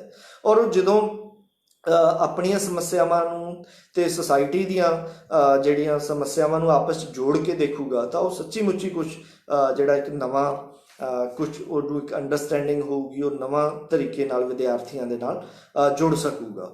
ਔਰ ਇਹ ਗੱਲ ਵੀ ਸਾਨੂੰ ਬੜਾ, ਚਾਹੇ ਆਪਾਂ ਹਾਇਰ ਐਜੂਕੇਸ਼ਨ ਦੀ ਗੱਲ ਕਰੀਏ, ਇਸ ਗੱਲ ਨੂੰ ਭੁੱਲਣਾ ਨਹੀਂ ਚਾਹੀਦਾ ਕਿ ਜਿਹੜੇ ਪਿੰਡਾਂ ਵਿੱਚ ਕੰਮ ਕਰਦੇ ਅਧਿਆਪਕ ਨੇ, ਸਕੂਲਾਂ ਵਿੱਚ ਖਾਸ ਕਰ ਸਰਕਾਰੀ ਸਕੂਲਾਂ ਦੇ ਵਿੱਚ ਕੰਮ ਕਰਦੇ ਅਧਿਆਪਕ ਨੇ, ਹਾਲਾਂਕਿ ਪ੍ਰਾਈਵੇਟ ਅਧਿਆਪਕ ਨੇ ਜਿਹੜੇ ਕਰ ਰਹੇ ਨੇ ਉਹ ਵੀ ਬਹੁਤ ਮਿਹਨਤ ਕਰਦੇ ਨੇ, ਬੜਾ ਉਹਨਾਂ ਨੂੰ ਕੰਮ ਕਰਨਾ ਪੈਂਦਾ। ਇਹ ਗੱਲ ਵੱਖਰੀ ਹੈ ਕਿ ਉਹਨਾਂ ਦਾ ਕਿੰਨਾ ਜਿਹੜਾ ਮਿਹਨਤਾਨਾ ਮਿਲਦਾ ਹੈ। ਪਰ ਇਹ ਗੱਲ ਸਾਫ਼ ਹੈ ਕਿ ਜਿਹੜੇ ਪਿੰਡਾਂ 'ਚ ਕੰਮ ਕਰਦੇ ਨੇ ਉਹਨਾਂ ਦਾ ਯੋਗਦਾਨ ਬਹੁਤ ਜ਼ਿਆਦਾ ਹੈ, ਕਿਉਂਕਿ ਜੋ ਅਧਿਆਪਕ ਪਿੰਡਾਂ 'ਚ ਪੜ੍ਹਾਉਂਦੇ ਨੇ ਉਹ ਨਾ ਸਿਰਫ ਇਕੱਲੇ ਟੀਚਰ ਹੁੰਦੇ ਨੇ ਵਿਦਿਆਰਥੀਆਂ ਦੇ, ਬਲਕਿ ਉਹਨਾਂ ਨੂੰ ਪੇਰੈਂਟਸ ਦਾ ਵੀ ਕੰਮ ਕਰਨਾ ਪੈਂਦਾ ਹੈ, ਉਹਦੇ ਦੋਸਤ ਵੀ ਹੁੰਦੇ ਨੇ। ਤਾਂ ਇੱਕ ਟਾਈਮ 'ਤੇ ਟੀਚਰਸ ਨੂੰ ਪੇਰੈਂਟਸ ਦੀ ਭੂਮਿਕਾ ਵੀ ਨਿਭਾਉਣੀ ਪੈਂਦੀ ਹੈ, ਦੋਸਤਾਂ ਦੀ ਭੂਮਿਕਾ ਵੀ ਨਿਭਾਉਣੀ ਪੈਂਦੀ ਹੈ, ਔਰ ਟੀਚਰ ਦੀ ਭੂਮਿਕਾ ਤਾਂ ਨਿਭਾਉਣੀ ਪੈਂਦੀ ਹੀ ਪੈਂਦੀ ਹੈ। ਤਾਂ ਇਸ ਤਰ੍ਹਾਂ ਨਾਲ ਜਿਹੜੇ ਪਿੰਡਾਂ ਵਿੱਚ ਕੰਮ ਕਰਦੇ ਨੇ ਉਹਨਾਂ ਨੂੰ ਅਸੀਂ ਬਹੁਤ ਜ਼ਿਆਦਾ ਰਿਸਪੈਕਟ ਕਰਦੇ ਹਾਂ, ਔਰ ਬਹੁਤ ਜ਼ਿਆਦਾ ਉਹਨਾਂ ਦੀ ਇੱਜ਼ਤ ਹੈ। ਔਰ ਇਹ ਗੱਲ ਸਾਨੂੰ ਸਮਝ ਲੈਣਾ ਚਾਹੀਦੀ ਵੀ ਜਿਸ ਪਿੰਡ ਦਾ ਅਗਰ ਜ਼ਿਕਰ ਕਰੀਏ ਹਿਸਟਰੀ 'ਚ, ਜਦੋਂ ਹਿਸਟਰੀ ਲਿਖੀ ਜਾਊਗੀ ਪਿੰਡਾਂ 'ਚ, ਤਾਂ ਉੱਥੋਂ ਦੇ ਜਿਹੜੇ ਅਧਿਆਪਕ ਪੜ੍ਹਾਉਂਦੇ ਨੇ ਉਹਨਾਂ ਦਾ ਜ਼ਿਕਰ ਲਾਜ਼ਮੀ ਆਊਗਾ, ਉਹਨਾਂ ਨੂੰ ਲੋਕ ਯਾਦ ਕਰਨਗੇ। ਔਰ ਇਹ ਗੱਲ ਸਮਝ ਲੈਣੀ ਚਾਹੀਦੀ ਹੈ ਕਿ ਜਿਸ ਪਿੰਡ ਦਾ ਅਧਿਆਪਕ ਜਾਂ ਉੱਥੋਂ ਦਾ ਸਕੂਲ ਕਲੈਪਸ ਕਰ ਜਾਂਦਾ ਹੈ ਤਾਂ ਉਹ ਪੂਰਾ ਪਿੰਡ ਵੀ ਕਲੈਪਸ ਕਰ ਜਾਂਦਾ ਹੈ। ਔਰ ਆਪਾਂ ਦੇਖਿਆ ਸਟੱਡੀਜ਼ ਕਿੰਨੀਆਂ ਹੋਈਆਂ ਕਿ ਜਿਸ ਪਿੰਡ ਤੋਂ ਜਿੰਨੇ ਜ਼ਿਆਦਾ ਸੁਸਾਈਡਸ ਹੋਈਆਂ ਨੇ, ਬੇਸਿਕਲੀ ਉੱਥੋਂ ਦੇ ਪਿੰਡ ਦਾ ਐਜੂਕੇਸ਼ਨ ਸਿਸਟਮ ਜਾਂ ਐਜੂਕੇਸ਼ਨ ਸਕੂਲ ਉਨਾ ਹੀ ਜ਼ਿਆਦਾ ਕੋਲੈਪਸ ਹੋਇਆ, ਉਨਾ ਹੀ ਜ਼ਿਆਦਾ ਪੂਅਰ ਹੈ। ਤਾਂ ਇਹਦੇ ਵਿੱਚ ਕੋਈ ਸ਼ੱਕ ਨਹੀਂ ਕਿ ਆਉਣ ਵਾਲੀਆਂ ਨਸਲਾਂ ਦੇ ਭਵਿੱਖ ਨੂੰ ਸੁਰੱਖਿਅਤ ਅਤੇ ਰੋਸ਼ਨਮਈ ਬਣਾਉਣ ਲਈ ਨਾ ਸਿਰਫ ਸਾਨੂੰ ਸਿੱਖਿਆ ਦੇ ਮਿਆਰ ਵਿੱਚ ਸੁਧਾਰ ਕਰਨਾ ਪਵੇਗਾ, ਸਗੋਂ ਸਿੱਖਿਆ ਦੀ ਪੁਨਰ ਸਿਰਜਣਾ ਵੀ ਕਰਨੀ ਪਵੇਗੀ। ਔਰ ਅਸੀਂ ਇੱਕ ਪਾਸੇ ਨਵੇਂ ਗਿਆਨ ਦੀ ਸਿਰਜਣਾ ਕਰ ਸਕੀਏ ਔਰ ਦੂਜੇ ਪਾਸੇ ਨੌਜਵਾਨਾਂ ਨੂੰ ਜ਼ਿੰਦਗੀ ਦਾ ਮਕਸਦ ਪ੍ਰਦਾਨ ਕਰ ਸਕੀਏ, ਇਹ ਸਾਡਾ ਮਕਸਦ ਹੋਣਾ ਚਾਹੀਦਾ। ਕਿਉਂਕਿ ਕਈ ਵਾਰ ਦੇਖਦੇ ਹਾਂ ਪਿੱਛੇ ਜੇ ਰਿਪੋਰਟਸ ਆਈਆਂ NGO ਦੀਆਂ, ਖਾਸ ਕਰ ਅਸਰ ਤੇ ਪ੍ਰਥਮ ਦੀਆਂ, ਤਾਂ ਉਹ ਦੇਖਦੇ ਕਿ ਸਕੂਲ ਟੀਚਰਸ ਨੂੰ ਉਹ ਬਹੁਤ ਡੈਰੋਗੇਟਰੀ ਤਰੀਕੇ ਨਾਲ ਸਕੂਲਾਂ ਦਾ ਹਾਲਤ ਨੂੰ ਮਤਲਬ ਬਿਆਨ ਕਰਦੇ ਨੇ, ਹਾਲਾਂਕਿ ਇਸ ਤਰ੍ਹਾਂ ਰਿਐਲਿਟੀ ਤੋਂ ਬਹੁਤ ਦੂਰ ਹੁੰਦਾ ਹੈ। ਪਰ ਕੋਈ ਵੀ ਅਧਿਆਪਕ ਉਸ ਦਾ ਵਿਰੋਧ ਨਹੀਂ ਕਰਦਾ, ਬਲਕਿ ਕਿਉਂਕਿ ਅਧਿਆਪਕ ਨੂੰ ਇਹ ਵੀ ਸਮਝਣਾ ਚਾਹੀਦਾ ਕਿ ਉਹ ਪੜ੍ਹਾਉਣ ਦੇ ਨਾਲ ਜਿੱਥੇ ਉਹ ਨੌਲੇਜ ਨੂੰ ਡਿਸੈਮੀਨੇਟ ਕਰਦਾ, ਉੱਥੇ ਇੱਕ ਗਿਆਨ ਦਾ ਸਿਰਜਕ ਵੀ ਹੈ। ਉਸ ਨੂੰ ਇਹੋ ਜਿਹੀਆਂ ਜਿਹੜੀਆਂ ਚੀਜ਼ਾਂ ਨੇ ਉਸ ਦਾ ਜਵਾਬ ਦੇਣਾ ਚਾਹੀਦਾ ਔਰ ਉਸ ਨੂੰ ਮਿਹਨਤ ਨਾਲ ਮਤਲਬ ਉਹਨਾਂ ਦਾ ਇੱਕ ਕਾਊਂਟਰ ਕਰਨਾ ਚਾਹੀਦਾ। ਉਹ ਹਰੇਕ ਸਾਲ ਕਿੰਨੀਆਂ ਰਿਪੋਰਟਾਂ ਜਿਹੀਆਂ ਆ ਜਾਂਦੀਆਂ, ਜੇ ਇੱਕ ਰਿਪੋਰਟ ਚੰਗੀ ਤਰ੍ਹਾਂ ਚੰਗੇ ਸਕੂਲਾਂ ਦੀ, ਔਰ ਸਾਡਾ ਇਹ ਸਾਫ਼ ਮੰਨਣਾ ਹੈ ਕਿ ਬਹੁਤ ਜ਼ਿਆਦਾ ਟੀਚਰ ਨੇ ਜਿਹੜੇ ਸਕੂਲਾਂ 'ਚ ਕੰਮ ਕਰਦੇ, ਉਹ ਬਹੁਤ ਚੰਗੇ ਵੀ ਨੇ, ਔਰ ਯੂਨੀਵਰਸਿਟੀਆਂ 'ਚ ਸਾਰੇ ਕਿਤੇ ਚੰਗੇ ਟੀਚਰ ਹਜੇ ਜਿਹੜੇ ਚੀਜ਼ਾਂ ਹੋ ਰਹੀਆਂ ਨੇ। ਤਾਂ ਜਿਵੇਂ ਇਸ ਤਰ੍ਹਾਂ ਦੀ ਸਮੱਸਿਆ ਜਿਵੇਂ ਆਈ ਹੈ ਕਰੋਨਾ ਦੀ, ਹੁਣ ਜਿਵੇਂ ਪ੍ਰੋਬਲਮ ਆਈ ਹੈ, ਤਾਂ ਸਾਡੇ ਸਾਹਮਣੇ ਕੁਛ ਨਹੀਂ ਸੀਗਾ। ਪ੍ਰੋਫੈਸਰ ਕੁਲਦੀਪ ਪੰਜਾਬੀ ਯੂਨੀਵਰਸਿਟੀ ਤੋਂ ਉਹ ਇਸ 'ਤੇ ਇੱਕ ਕਰੋਨਾ ਪੀਰੀਅਡ ਦੇ ਵਿੱਚ ਐਜੂਕੇਸ਼ਨ 'ਤੇ ਰਿਸਰਚ ਕਰ ਰਹੇ ਨੇ। ਉਹ ਦੱਸ ਰਹੇ ਸੀ ਕਿ ਉਹਨਾਂ ਨੇ ਸਟੱਡੀ ਕੀਤਾ ਕਿ ਬਹੁਤ ਸਾਰੇ ਦੇਸ਼ਾਂ ਦੇ ਵਿੱਚ, ਔਰ ਖਾਸ ਕਰ ਜਾਪਾਨ ਦੇ ਵਿੱਚ, ਜਿਹੜਾ ਕਿ ਆਪਾਂ ਕਹਿੰਦੇ ਹਾਂ ਟੈਕਨੀਕ ਦਾ ਜਿਸ ਨੂੰ ਇੱਕ ਸਭ ਤੋਂ ਟੌਪ ਤੇ ਮੰਨਿਆ ਜਾਂਦਾ, ਉਹ ਕਹਿੰਦਾ ਕਿ ਉਹ 10 ਸਾਲਾਂ ਦੇ ਬੱਚਿਆਂ ਤੱਕ ਉਹਨਾਂ ਨੇ ਬਿਲਕੁਲ ਬੰਦ ਰੱਖਿਆ। ਉਹਨਾਂ ਨੇ ਕਿਵੇਂ ਨਾ ਕਿਵੇਂ ਕਰਕੇ ਘਰਾਂ ਤੱਕ ਕਿਤਾਬਾਂ ਨੂੰ ਪਹੁੰਚਾਇਆ, ਪਰ ਕੋਈ ਆਨਲਾਈਨ ਟੀਚਿੰਗ ਵਰਗਾ ਖਾਸ ਕਰ ਛੋਟੇ ਬੱਚਿਆਂ ਲਈ ਉਹਨਾਂ ਨੇ ਕੁਝ ਇਸ ਤਰ੍ਹਾਂ ਦਾ ਨਹੀਂ ਕੀਤਾ। ਔਰ ਪਰ ਆਪਣੇ ਸਾਰਾ ਕੁਝ ਇਸ ਤਰ੍ਹਾਂ ਦਾ ਚੱਲਿਆ ਕਿਉਂਕਿ ਆਪਣੀ ਕੋਈ ਤਿਆਰੀ ਨਹੀਂ ਸੀ, ਆਪਣੀ ਕੋਈ ਇਸ ਤਰ੍ਹਾਂ ਦੀ ਸਮਝ ਨਹੀਂ ਸੀਗੀ। ਤਾਂ ਮੈਂ ਅਖੀਰ ਤੇ ਬਸ ਇਹੀ ਐਂਡ ਤੇ ਕਹਿਣਾ ਚਾਹੂੰਗਾ ਕਿ ਆਪਾਂ ਸਾਰੇ ਪੰਜਾਬ ਦੇ ਜਿਹੜੇ ਸੂਝਵਾਨ ਅਤੇ ਸਰਗਰਮ ਲੋਕ ਨੇ, ਚਾਹੇ ਉਹ ਕਿਸੇ ਵੀ ਲੋਕ ਪੱਖੀ ਵਿਚਾਰਧਾਰਾ ਪਾਰਟੀ ਨਾਲ ਸੰਬੰਧ ਰੱਖਦੇ ਹੋਣ, ਲੇਖਕ ਸਭਾਵਾਂ, ਲੋਕ ਪੱਖੀ ਲੇਖਕ, ਅਗਾਂਹ ਵਧੂ ਸ਼ਖਸੀਅਤਾਂ, ਅਧਿਆਪਕ, ਵਿਦਿਆਰਥੀ ਜਥੇਬੰਦੀਆਂ, ਉਹ ਆਉਣ ਵਾਲੀਆਂ ਨਸਲਾਂ ਲਈ ਸਿੱਖਿਆ ਦੇ ਬਿਹਤਰ ਪ੍ਰਬੰਧ ਲਈ ਲਾਮਬੰਦੀ ਕਰਨ। ਉਹ ਜ਼ਰੂਰ ਇੱਕ ਇਸ ਤਰ੍ਹਾਂ ਦੀ ਕੋਈ ਮੁਹਿੰਮ ਚਲਾਉਣ ਮਿਲ ਕੇ ਕਿ ਜਿਸ ਨਾਲ ਜਿਹੜਾ ਕੁਝ ਚੀਜ਼ਾਂ ਚੇਂਜ ਹੋ ਸਕਣ। ਔਰ ਮੈਂ ਐਂਡ ਕਰਨਾ ਚਾਹਣਾ ਕਾਰਲ ਮਾਰਕਸ ਦੀ ਇੱਕ ਕੋਟ ਤੋਂ, ਦਾਸ ਕੈਪੀਟਲ ਦੇ ਵਿੱਚ ਉਹ ਲਿਖਦਾ ਹੈ ਕਿ the philosophers have interpreted the world in various ways, the point however is to change it. ਕਿ ਬਹੁਤ ਸਾਰੇ ਫਿਲੋਸਫਰਸ ਨੇ ਇੰਟਰਪ੍ਰੈਟ ਤਾਂ ਕੀਤਾ, ਵਿਆਖਿਆ ਤਾਂ ਕੀਤੀ ਹੈ, ਪਰ ਜਿਹੜਾ ਪੁਆਇੰਟ ਹੈ ਇਸ ਨੂੰ ਕਿਵੇਂ ਬਦਲਿਆ ਜਾਵੇ, ਔਰ ਕਿਵੇਂ ਅਸੀਂ ਜਿਹੜੇ ਨਵੇਂ ਸਿਲੇਬਸ ਆ ਰਹੇ ਨੇ, ਨਵੇਂ ਐਕਸਪੈਰੀਮੈਂਟ ਹੋ ਰਹੇ ਨੇ ਪੂਰੀ ਦੁਨੀਆ 'ਚ ਸਿੱਖਿਆ ਦੇ ਵਿੱਚ, ਹੈ ਨਾ, ਔਰ ਜੋ ਸਾਡੇ ਕੋਲੇ ਹੈ ਉਸ ਦਾ ਅਸੀਂ ਮਰਸੀਲੈਸ ਕ੍ਰਿਟਿਸਿਜ਼ਮ ਕਰ ਸਕੀਏ ਔਰ ਇੱਕ ਨਵਾਂ ਜਿਹੜਾ ਸਿੱਖਿਆ ਨੂੰ ਇੱਕ ਪੁਨਰ ਸਿਰਜਣਾ ਦੇ ਤੌਰ 'ਤੇ ਕਰ ਸਕੀਏ। ਔਰ ਨਾ ਸਿਰਫ ਅਸੀਂ ਸਿੱਖਿਆ ਨੂੰ ਡਿਸੈਮੀਨੇਟ ਕਰੀਏ, ਬਲਕਿ ਸਿੱਖਿਆ ਦੀ ਸਿਰਜਣਾ ਵੀ ਕਰੀਏ, ਸਿੱਖਿਆ ਨੂੰ, ਨੌਲੇਜ ਨੂੰ ਜਨਰੇਟ ਵੀ ਕਰੀਏ। ਅਤੇ ਇਸ ਤਰ੍ਹਾਂ ਕਰਦੇ ਹੋਏ ਅਸੀਂ ਜਿਹੜੇ ਸਾਡੇ ਲੋਕ ਪੱਖੀ ਲੋਕ ਨੇ, ਸਾਡੇ ਅਧਿਆਪਕ ਨੇ, ਉਹਨਾਂ ਨੇ ਜੋ ਸੁਪਨਾ ਸਿਰਜਿਆ ਸੀ ਕਿ ਸਾਡਾ ਦੇਸ਼, ਸਾਡਾ ਪੰਜਾਬ ਇਸ ਤਰ੍ਹਾਂ ਦਾ ਹੋਣਾ ਚਾਹੀਦਾ, ਉਹਨਾਂ ਦੇ ਸੁਪਨਿਆਂ ਨੂੰ ਅਸੀਂ ਸੱਚ ਤਾਂ ਹੀ ਕਰ ਸਕਦੇ ਹਾਂ ਜਦੋਂ ਤੱਕ ਸਾਡੀ ਸਿੱਖਿਆ ਮਿਆਰੀ ਹੋਊਗੀ, ਕੁਆਲੀਟੇਟਿਵ ਹੋਊਗੀ, ਚੰਗੀ ਸਿੱਖਿਆ ਹੋਊਗੀ, ਔਰ ਆਪਾਂ ਸਾਰੇ ਮਿਲ ਕੇ ਇਸ ਸਿੱਖਿਆ ਦੇ ਵਿੱਚ ਇੱਕ ਚੰਗਾ ਯੋਗਦਾਨ ਪਾਵਾਂਗੇ, ਇੱਕ ਦੂਜੇ ਨਾਲ ਡਾਇਲੋਗ ਕਰਦੇ ਹੋਏ, ਗੱਲਾਂ ਬਾਤਾਂ ਕਰਦੇ ਹੋਏ। ਔਰ ਮੈਂ ਸਾਰੇ ਸਾਥੀਆਂ ਦਾ ਸ਼ੁਕਰਗੁਜ਼ਾਰ ਹਾਂ ਜਿਨ੍ਹਾਂ ਨੇ ਮੈਸੇਜ ਕੀਤੇ। ਮੈਂ ਥੋੜ੍ਹੀ ਦੇਰ ਦੇ ਵਿੱਚ ਇਹ ਸਾਰੇ ਮੈਸੇਜ ਨੂੰ ਦੇਖ ਕੇ ਫਿਰ ਇਹਨਾਂ ਸਾਰਿਆਂ ਦਾ ਮੈਂ ਜਵਾਬ ਤੁਹਾਡੇ ਸਾਹਮਣੇ, ਜੋ ਮੇਰੀ ਸਮਝ ਹੈ, ਉਸ ਨੂੰ ਰੱਖਣ ਦੀ ਕੋਸ਼ਿਸ਼ ਕਰਾਂਗੇ। ਔਰ ਮੈਂ ਉਮੀਦ ਕਰਦਾ ਕਿ ਇਸ ਪੇਜ ਦੇ ਵਿੱਚ ਜਿਹੜਾ ਇੱਕ ਨਵੀਂ ਤਰ੍ਹਾਂ ਦਾ ਇੱਕ ਡਾਇਲੋਗ ਐਜੂਕੇਸ਼ਨ ਨੂੰ ਲੈ ਕੇ ਸ਼ੁਰੂ ਹੋਊਗਾ। ਔਰ ਇੱਕ ਵਾਰ ਫਿਰ ਫੇਸਬੁੱਕ ਪੇਜ ਦੇ ਸਾਥੀਆਂ ਦਾ ਔਰ ਸਾਰੇ ਦੋਸਤਾਂ ਦਾ ਜੋ ਜਿਨ੍ਹਾਂ ਨੇ ਮੇਰੇ ਇਸ ਤਰ੍ਹਾਂ ਨਾਲ ਮੇਰੇ ਇੱਕ ਫਰੈਗਮੈਂਟਡ, ਟੁੱਟੇ, ਖੰਡ ਵਿਖੰਡ ਹੋਏ ਵਿਚਾਰਾਂ ਨੂੰ ਸੁਣਿਆ ਅਤੇ ਤੁਸੀਂ ਆਪਣੇ ਵਿਚਾਰ ਸ਼ੇਅਰ ਕੀਤੇ, ਤੁਸੀਂ ਗੱਲ ਰੱਖੇ। ਤੁਹਾਡਾ ਬਹੁਤ ਬਹੁਤ ਸ਼ੁਕਰੀਆ, ਧੰਨਵਾਦ, ਥੈਂਕ ਯੂ।